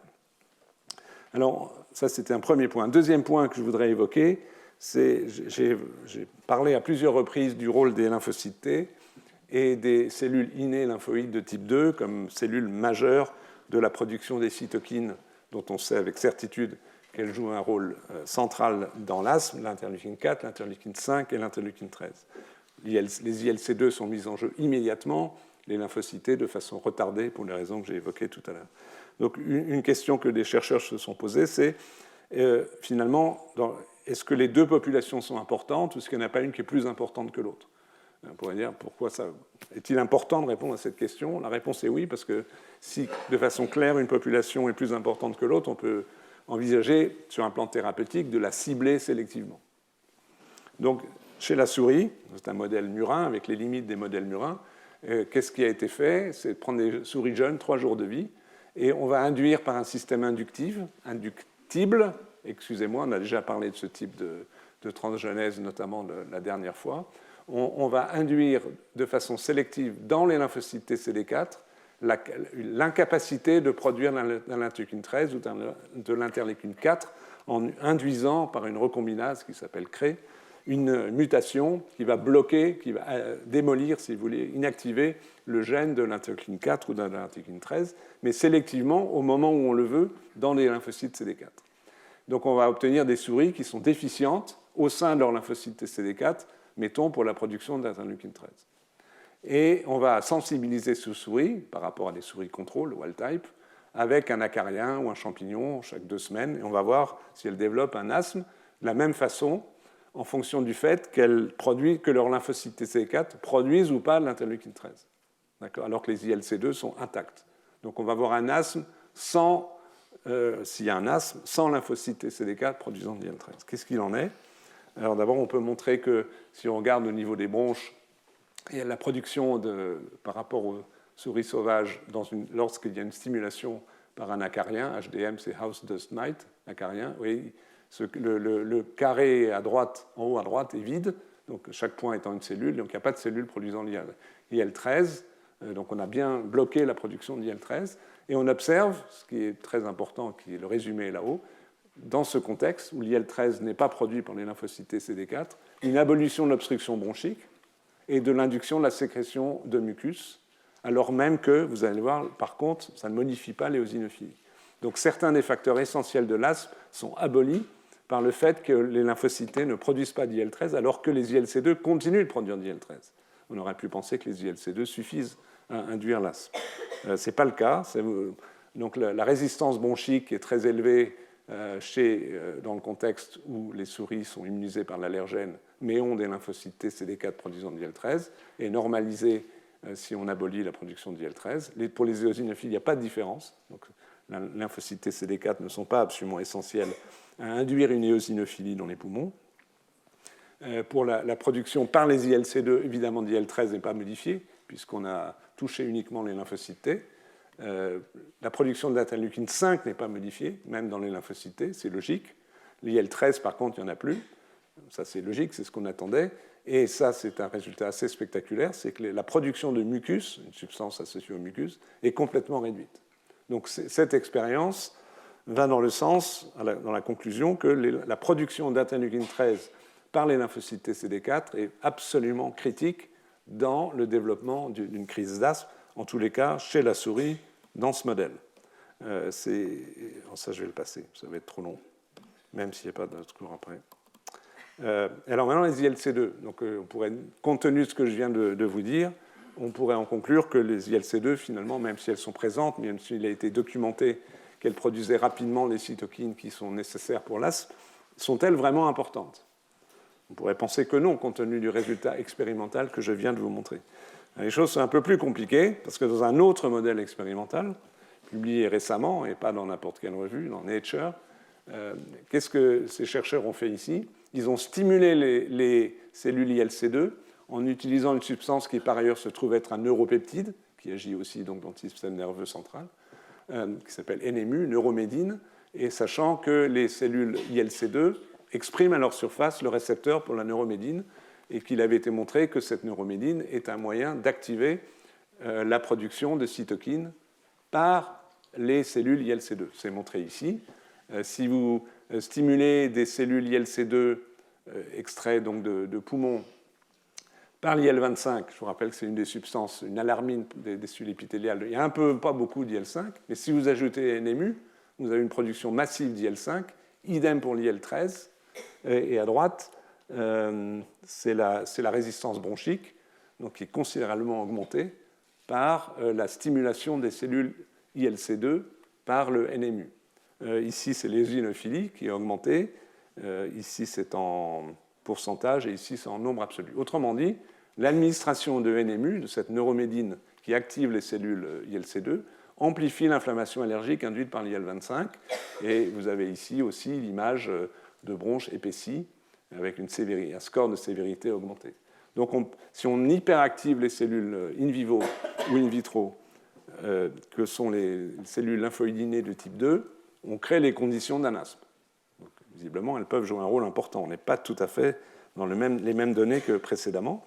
Et maintenant, on peut faire l'expérience inverse, c'est d'inactiver le gène NMU. Donc, on aura des cellules ILC2 qui n'expriment plus, où il n'y a plus d'expression d'MNU, le récepteur est toujours là, mais la production du neuropeptide ne se fait pas. D'accord ? Donc, les ILC2 ne sont plus stimulés par le NMU, neuromédine. Et qu'est-ce qui se passe in vivo?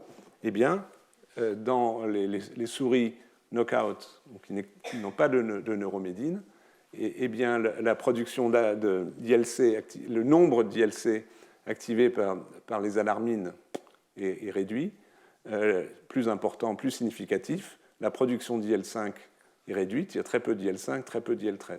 Donc ces résultats-là, alors que dans ce cas-là, évidemment, les lymphocytes sont normaux. C'est l'image en miroir de ce que je vous ai montré tout à l'heure. Mais on a deux types de données assez convaincantes l'une et l'autre. qui sont relativement en désaccord, puisque le premier type de données que je vous ai montré tout à l'heure suggère une importance cruciale des lymphocytes Th2, et ce deuxième type de résultat suggère une importance cruciale des ILC2. Donc ça veut dire qu'on n'est pas au bout de nos peines pour comprendre ce qui se passe. Sans doute, il y a probablement un peu de données exactes et que l'interprétation, in fine, de revenir à l'idée que les deux types de cellules sont importantes. Mais probablement en fonction des modèles, peut-être de façon variable. Alors une autre question intéressante à se poser, avec un résultat que vous allez voir assez intriguant, qui a été développé récemment, c'est pourquoi un allergène est un allergène. Après tout, pourquoi on n'est pas allergique à n'importe quelle substance antigénique, toutes sortes de bactéries, de protéines issues de bactéries, de virus, du milieu environnemental, etc., etc. Non. Même si la liste des allergènes est assez longue, elle est quand même limitée. Donc, est-ce qu'il y a une particularité chimique, moléculaire, qui fait qu'un allergène est un allergène? Et jusqu'à peu de temps, il n'y avait à peu près aucune donnée là-dessus. Et est apparue récemment une donnée que je trouve très intéressante et qui, en plus, ouvre peut-être une piste thérapeutique pour le traitement des maladies allergiques et de l'asthme en particulier. Ce qui est troublant, c'est une observation qui a été faite par plusieurs chercheurs, c'est que de nombreuses molécules allergéniques ont une activité protéasique, donc sont des enzymes. Et par exemple, donc protéasiques, c'est-à-dire qu'elles clivent des protéines. Soit qu'elles clivent des protéines là où il y a des sérines, en termes d'acides aminés, ou des cystéines. Donc c'est le cas d'un certain nombre de produits tout à fait sympathiques et allergéniques, issus des acariens, des champignons, des cafards, des pollens, des plantes, des bactéries. Donc c'est une règle absolument générale, mais très large.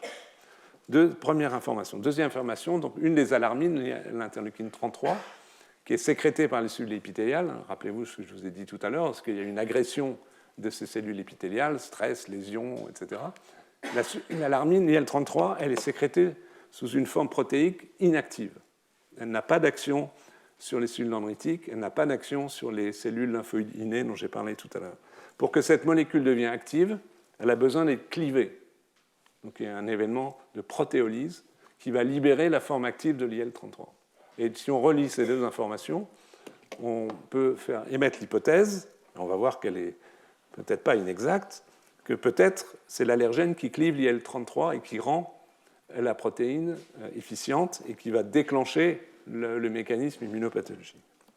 Alors, il y a des données de ce type, parce que si voici l'IL-33, c'est sa séquence protéique, elle a différents domaines, et notamment, elle a ici une région centrale, qui s'appelle le sensor domain, avec un certain nombre d'acides aminés en certaines positions. Et en fait, pourquoi je vous parle de cette région? Parce que c'est la région qui est clivée, qui donne naissance au produit actif terminal.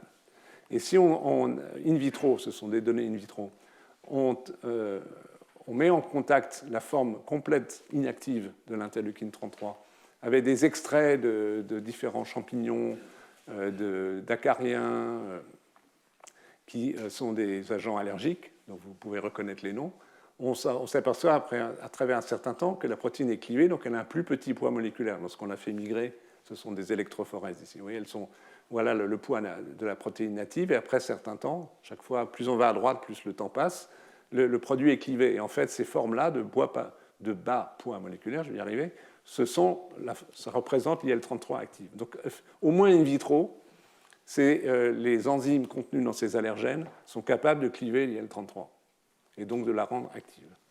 Et donc, c'est la réaction schématiquement, ce serait celle-là. Et on peut montrer que dans ces conditions-là, ce sont des données in vitro, eh bien, les cellules mises en contact avec de l'IL-33 modifié par les protéases d'allergènes est capable d'induire par les ILC2 de l'interleukine 5 ou de l'interleukine 13. Donc, le schéma est possible, même s'il a besoin d'être solidifié in vivo, ou chez un sujet bien portant, avec des cellules épithéliales en bonne santé, qui évidemment ont le gène de l'interleukine 33, il ne se passe rien de particulier, mais que chez des sujets évidemment prédisposés, il faut d'autres éléments. Ça, de soi seul, ça n'explique pas la pathologie. Mais donc, dans un contexte, il y a une stimulation des lésions des cellules épithéliales. Les différents agents issus d'acariens, de pollen, etc., clivent l'IL-33 produit par ces cellules par ailleurs lésées, permettent le relargage de l'IL-33 qui vont activer les différents composants de la réponse inflammatoire de type 2. Et il y a même certains champignons allergéniques, comme un qui s'appelle Alternata, qui peuvent directement cliver la L33, qui peuvent directement induire, pardon, ils ne clivent pas, induire la production d'IL33 par les cellules épithéliales sans même qu'il y ait de lésion des bronches. Donc il y a là une piste intéressante, à la fois conceptuellement pour comprendre pourquoi certaines protéines sont allergéniques et d'autres ne le seraient pas, en fonction de cette capacité protéasique d'activer par clivage cette interleukine 33 ou d'induire dans un cas particulier même sa production. Et derrière cela, si ces données sont solides, les données récentes, hein, et ces papiers, c'est 2018, peut-être il y a une stratégie qui serait d'utiliser des anticorps qui n'a pas été mise en œuvre à ce jour, hein, c'est juste pour l'instant des concepts. Mais imaginez qu'utilisant des anticorps qui bloquent le site de clivage de l'IL33, empêchent son clivage, donc pourrait bloquer très en amont la survenue du phénomène immunopathologique. C'est une hypothèse hein, aujourd'hui, mais je trouve qu'elle est suffisamment intéressante pour qu'on en parle, et on verra à l'avenir si elle tient la route. Alors il faut qu'on avance, parce que même s'il n'y a pas de cours de séminaire après, il y a encore quelques éléments à discuter. Un mot de génétique, un mot de microbiote, un mot d'infection et un mot de thérapeutique, si vous avez encore la patience de m'écouter un tout petit peu. Génétique, on sait qu'il y a une composante génétique de l'asthme. Entre jumeaux vrais, il y a une certaine concordance qui dépasse largement le hasard, mais ce ne sont pas des maladies génétiques mendéliennes. C'est-à-dire qu'il n'y a pas une mutation d'un gène qui provoque l'asthme. En gros, ça n'existe pas. Il peut y avoir des formes rares, mais dans l'asthme courant, ce n'est pas le cas. Donc il y a eu des très grandes études, je vous en montre un exemple ici, il y en a des encore beaucoup plus importantes que celle qui est mentionnée ici, qui date de 2010, où des dizaines de milliers, voire même aujourd'hui des centaines de milliers de sujets asthmatiques ont été génotypés, c'est-à-dire qu'on a étudié des variations de marqueurs polymorphes du génome, les études de GWAS, dont je vous avais déjà parlé, qui sont le Genetic Wide Association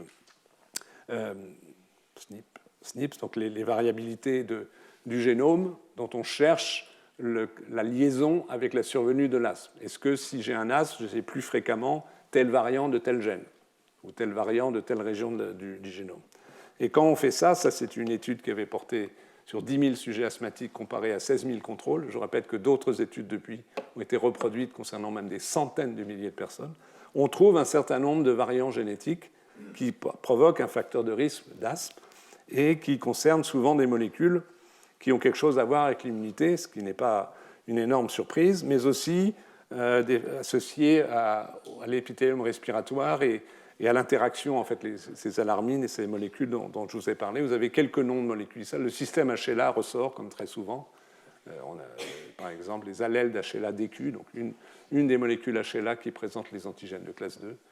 L'IL33, je viens de vous parler. Donc, vous voyez, il y a des polymorphismes, donc des petits variants d'IL33 qui sont un facteur de risque d'asthme. Donc, ça a du sens et ça consolide d'ailleurs les données physiopathologiques. Mais donc, à l'échelle individuelle, ces facteurs de risque sont tous faibles, puisqu'au maximum, en tous les cas dans cette étude, le risque apporté par, mettons, avoir même HLA-DQ, qui est le variant qui sort le plus fort, c'est pas plus d'un risque d'asthme multiplié par 1,3 par rapport au risque de la population générale. Donc, c'est très faible.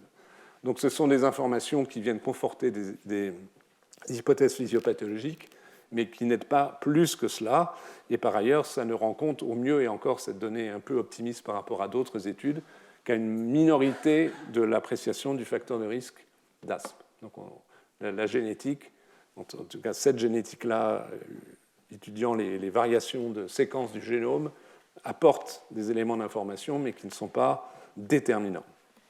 Donc il faut s'intéresser à l'environnement, évidemment. Et je vous ai indiqué au début que l'environnement changeant, que la fréquence de l'asthme a considérablement augmenté au cours de ces 40-50 dernières années, et vraisemblablement lié au changement de l'environnement. Et donc, il y a des données épidémiologiques expérimentales qui indiquent qu'il y a des facteurs environnementaux précoces, probablement les toutes premières années de vie, je vais vous en montrer des exemples, et même de la vie in utero, qui prédisposent, ou à l'inverse, pourraient protéger contre l'asthme. Et ce que je vais vous montrer, c'est le résultat les plus marquants, même s'ils n'expliquent pas l'augmentation de fréquence de l'asthme récente, mais qui sont très marquants, c'est qu'il existe un effet protecteur, comme c'est écrit, de l'exposition précoce à des endotoxines microbiennes, dans des extraits du microbe. Donc l'exposition dans les toutes premières années de vie à ces endotoxines microbiennes, en partie, protège contre l'asthme et l'allergie lorsque ces enfants sont simultanément exposés donc aux allergènes et à ces endotoxines bactériennes. Ce que je vais vous montrer maintenant. Ce sont le fruit d'études épidémiologiques. Il y a 2 cohortes, la cohorte qui s'appelle Parsifal et l'autre qui s'appelle Gabriella, qui a étudié l'une 6800 enfants, l'autre 9700 enfants. Ce sont des enfants vivant en Allemagne et en Suisse. Et qu'est-ce qu'ils ont regardé? C'est la fréquence de l'asthme à gauche, ou ici de l'atopie, en gros de l'eczéma de façon schématique, en fonction de toute une série de considérations. Mais celle qui est ressortie de façon tout à fait nette, c'est que, comme vous pouvez le voir facilement, en comparant les colonnes marron aux colonnes grises, que les enfants qui ont été élevés dans des fermes ont un risque d'asthme nettement inférieur, en gros 2 fois moins, un peu plus de 2 fois moins ici, un peu moins ici, que les enfants, tout autre enfant non élevé dans des fermes, en gros élevé dans des milieux urbains en particulier. Et c'est la même chose pour l'atopie, donc il s'agit bien des réactions allergiques. Donc ça, c'est un facteur épidémiologique extrêmement fort, et on peut aller plus loin. Ce que les chercheurs ont fait, c'est qu'ils ont été mesurer précisément la quantité, la nature des microbes prélevés dans la poussière de la chambre où vivaient les enfants. Ils sont allés chez les gens dans les fermes, ils ont été faire des prélèvements sur les murs, sur le lit, etc., etc. Et quand on fait ça, ils ont regardé les bactéries dans l'enquête Parsifal, les champignons dans l'enquête Gabriella, eh bien on s'aperçoit que les enfants qui vivent dans des fermes ont dans leur chambre une beaucoup plus grande quantité de microbes bactériens, une grande diversité bactérienne qui est ici, avec une forte probabilité qu'il en soit ainsi, alors que les enfants asthmatiques ont une diversité microbienne beaucoup plus faible. Donc évidemment c'est corrélatif, mais ça suggère que en tous les cas, être exposé à une grande diversité microbienne dans l'endroit où on vit est associé, pas dire permet de, mais est associé à un moindre risque d'asthme, idem pour les champignons. On peut aller encore un peu plus loin. Il y a une étude américaine qui a comparé 2 populations, je pense que tout le monde a entendu parler des Amish, qui sont des populations originaires d'Allemagne du Sud, si je ne me trompe pas, et qui vivent dans certaines régions d'Amérique du Nord de façon en groupe très refermé, avec donc à haut taux de consanguinité, et tous de la même façon. Et les Amish vivent en gros avec un système social et professionnel vivent dans des fermes artisanales où il y a des animaux. Il y a un autre groupe qui est originaire à peu près des mêmes régions d'Europe, qui a migré en Amérique du Nord à peu près au même moment, qui sont moins connus, qui s'appellent les Utérites, qui sont aussi génétiquement assez homogènes, mais les 2 groupes sont génétiquement assez proches, parce qu'ils sont originaires des mêmes régions d'Europe. Mais les Utérites travaillent dans des fermes industrielles. Et donc, ce que les chercheurs ont fait, c'est pour se poser la question de est-ce que les animaux jouent un rôle dans cette affaire microbienne, ils ont comparé ces 2 populations pour les risques d'asthme et d'allergie. Et ce qui est tout à fait marquant, c'est, comme vous pouvez le voir, prévalence de l'asthme chez les sujets Amish, 5%, donc c'est très faible.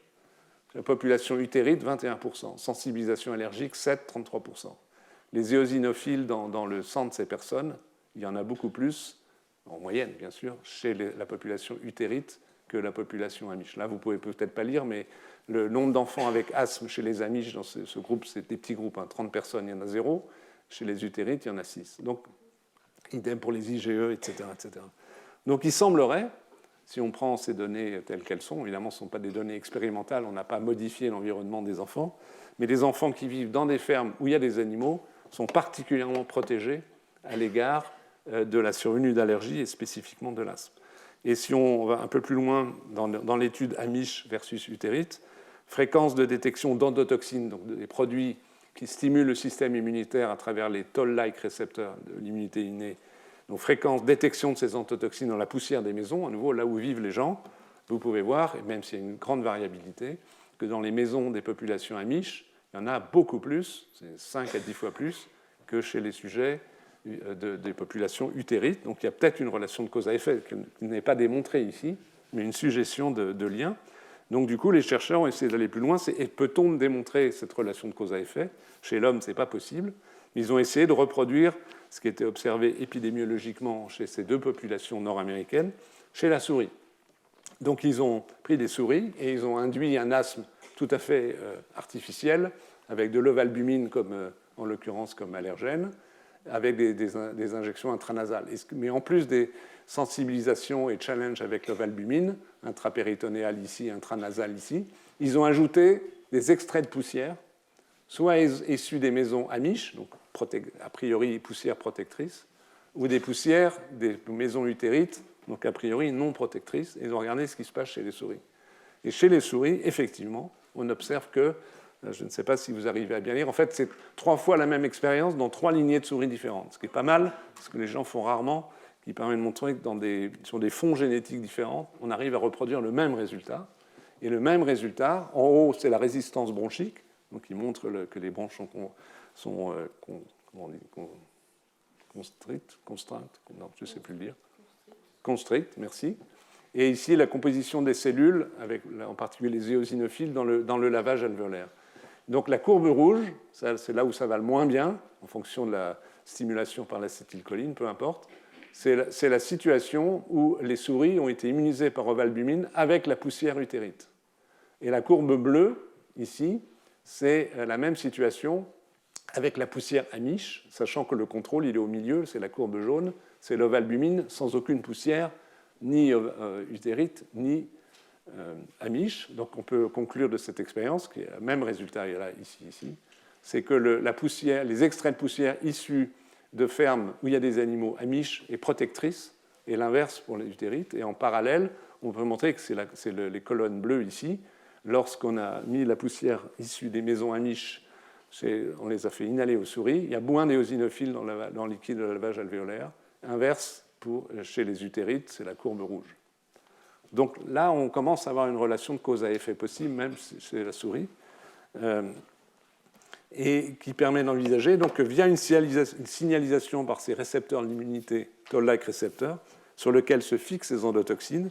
On peut montrer, c'était dans la diapo précédente, mais on ne va pas y revenir, que c'est via ces molécules de signalisation qui sont nécessaires pour avoir ce signal protecteur, que, on va aller directement là, parce que c'est ce qui se passe à droite. Si on revoit le schéma de l'induction de l'asthme, on a les substances allergisantes ici, ou là, les allergènes.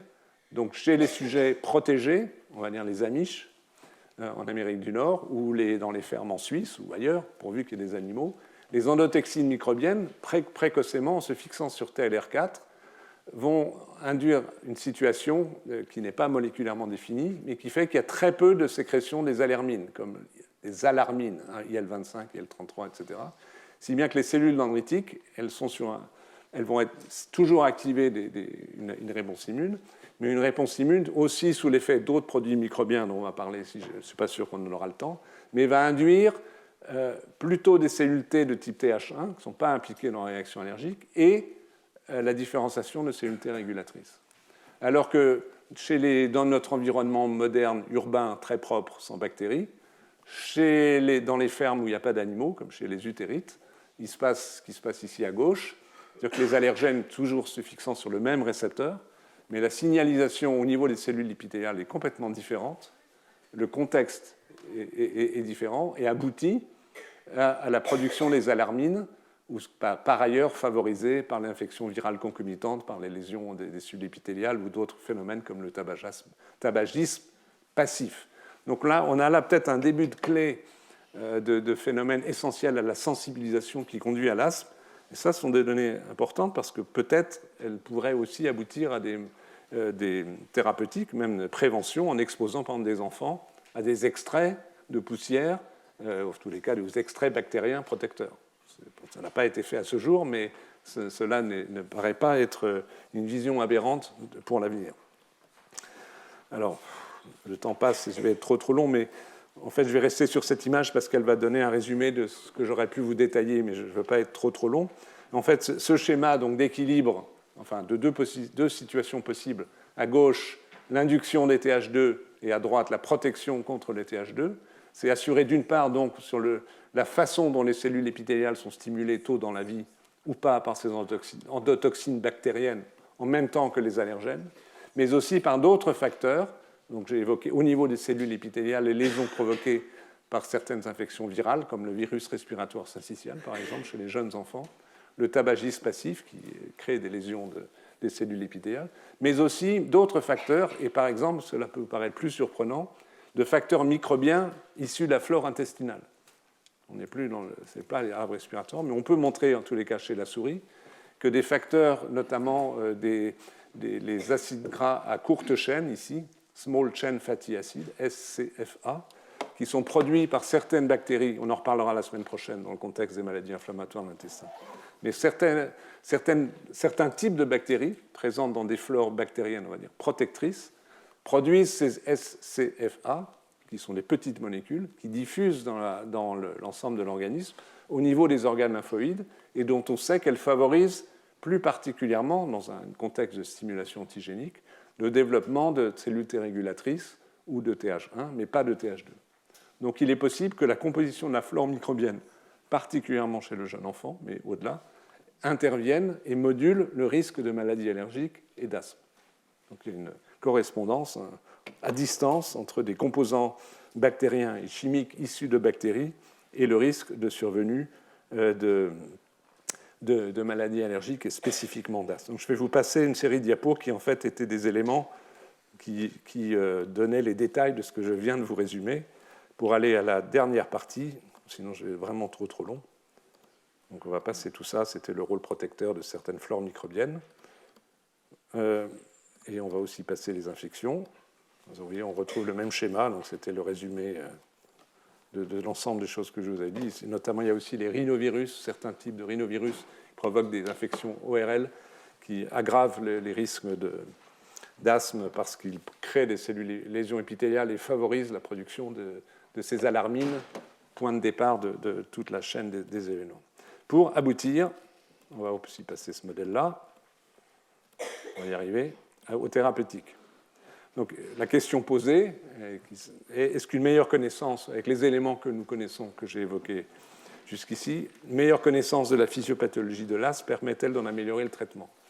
Les traitements classiques de l'asthme, c'est les substances symptomatiques, les bronchodilatateurs, donc évidemment qui contrecarrent la constriction des bronches, les corticoïdes inhalés qui permettent d'avoir un anti-inflammatoire local, mais qui, avec le temps, peuvent être toxiques. Évidemment, d'essayer d'exclure des allergènes responsables des poussées d'asthme. Et puis, dans la période récente, ont été développés pour les formes sévères d'asthme, ce n'est pas utilisé chez tout le monde, évidemment, mais pour les personnes qui, notamment, ne répondent pas suffisamment bien aux corticoïdes inhalés, des anticorps qui sont injectés par voie systémique, qui neutralisent tel ou tel élément médiateur de la réponse de type TH2. Je vais vous montrer quelques résultats.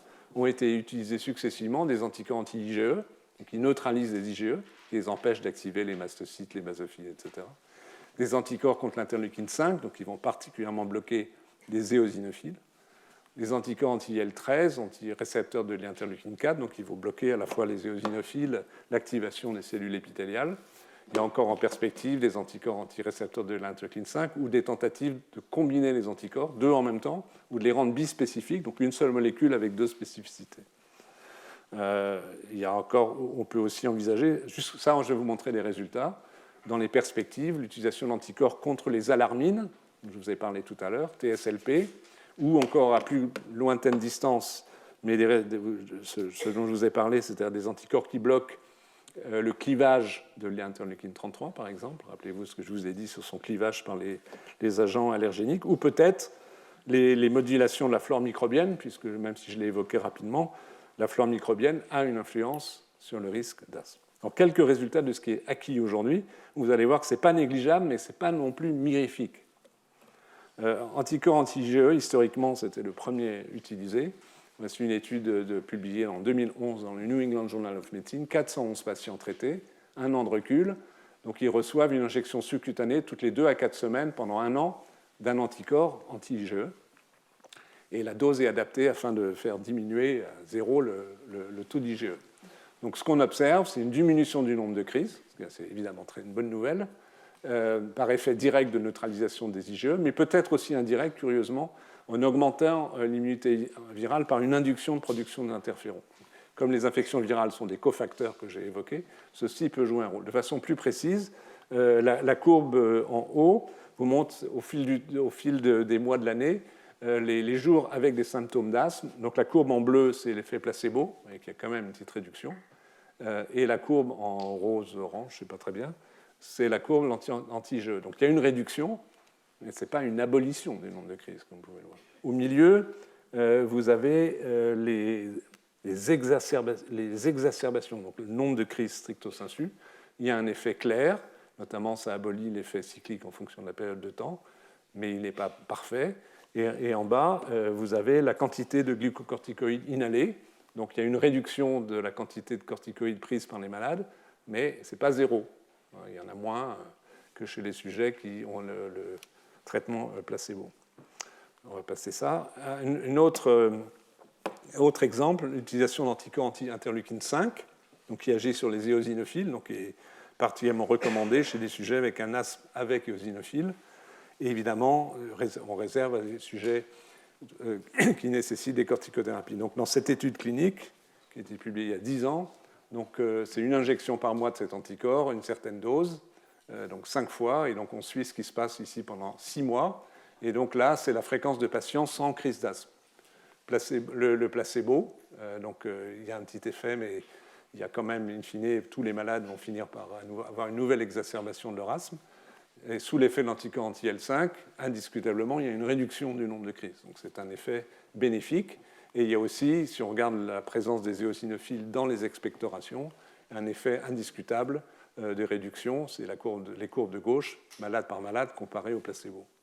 Donc il y a une certaine efficacité et un mieux pour les malades. Mais par exemple, dans exactement la même étude, si on regarde les performances ventilatoires, donc la capacité d'expiration, il n'y a pas de différence entre les sujets traités par l'anticorps anti-L5 et le placebo, ce qui est un peu décevant.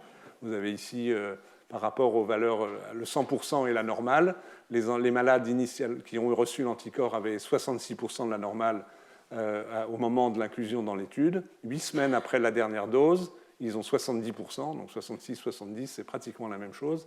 Les sujets qui ont eu le placebo, ils avaient 74, les strucs avaient un peu plus, ils sont 78. Il n'y a pas de différence significative.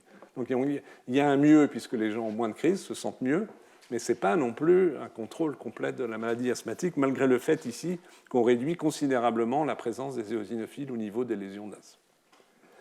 Alors, autre exemple, une autre étude plus récente avec un anti-L5, à nouveau, asthme éosinophilique.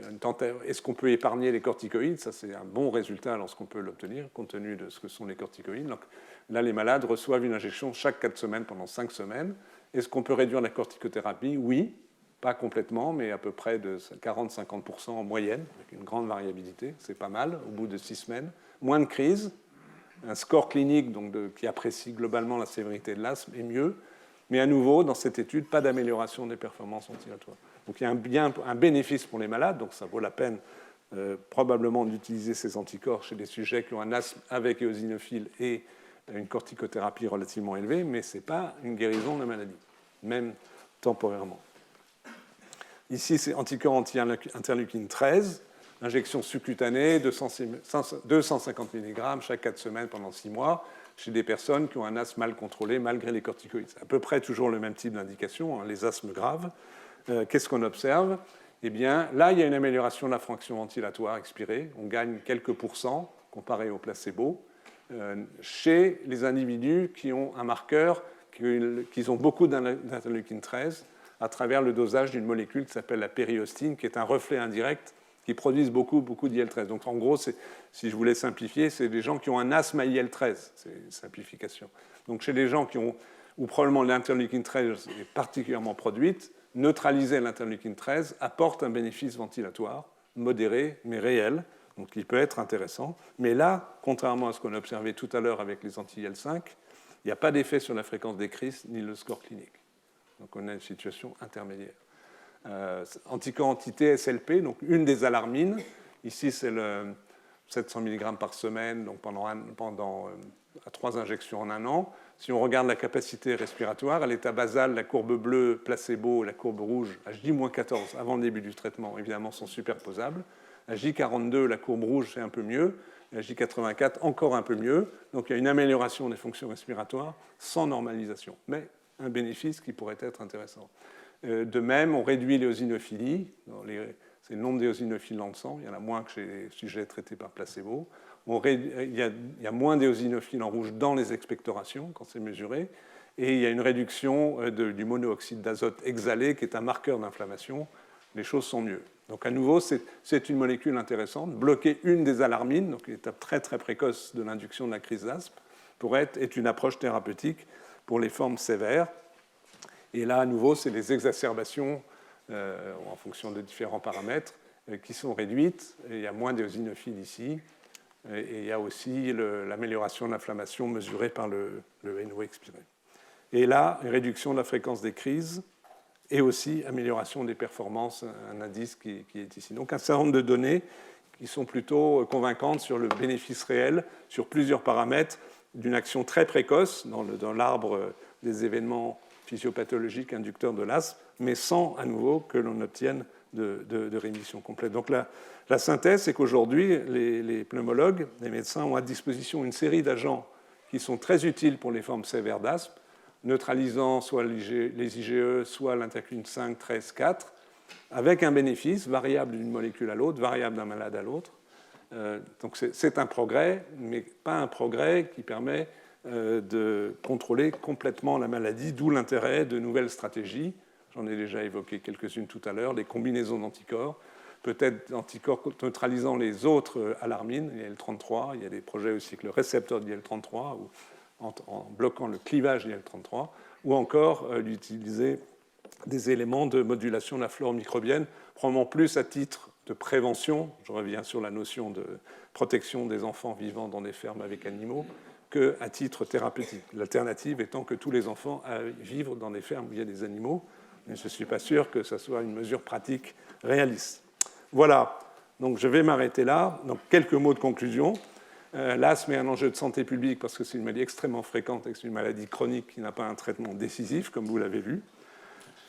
Même si je n'ai pas pu l'évoquer beaucoup parce que, faute de connaissances, ce n'est pas une maladie, mais plusieurs maladies, c'est un syndrome, et ce qu'on connaît le mieux, c'est ce que j'ai développé, c'est l'asthme lié aux éléments allergiques. La physiopathologie est complexe, on en a vu les éléments, je ne me répète pas, et combine en termes de prédisposition des éléments génétiques et beaucoup d'éléments d'environnement, la coexistence d'événements d'infection pathogènes, mais la prévention chez les jeunes enfants par la coexposition d'allergènes avec des substances d'origine microbienne qui peuvent moduler le système immunitaire à ne pas enclencher de réponse de type TH2. Des progrès thérapeutiques fondés sur une meilleure connaissance des mécanismes, mais on l'a vu, encore des limites à ces traitements, et la question se pose donc de la prévention. Je viens de l'évoquer de quelques mots. Je vous remercie. Si vous le souhaitez, vous pouvez me poser des questions.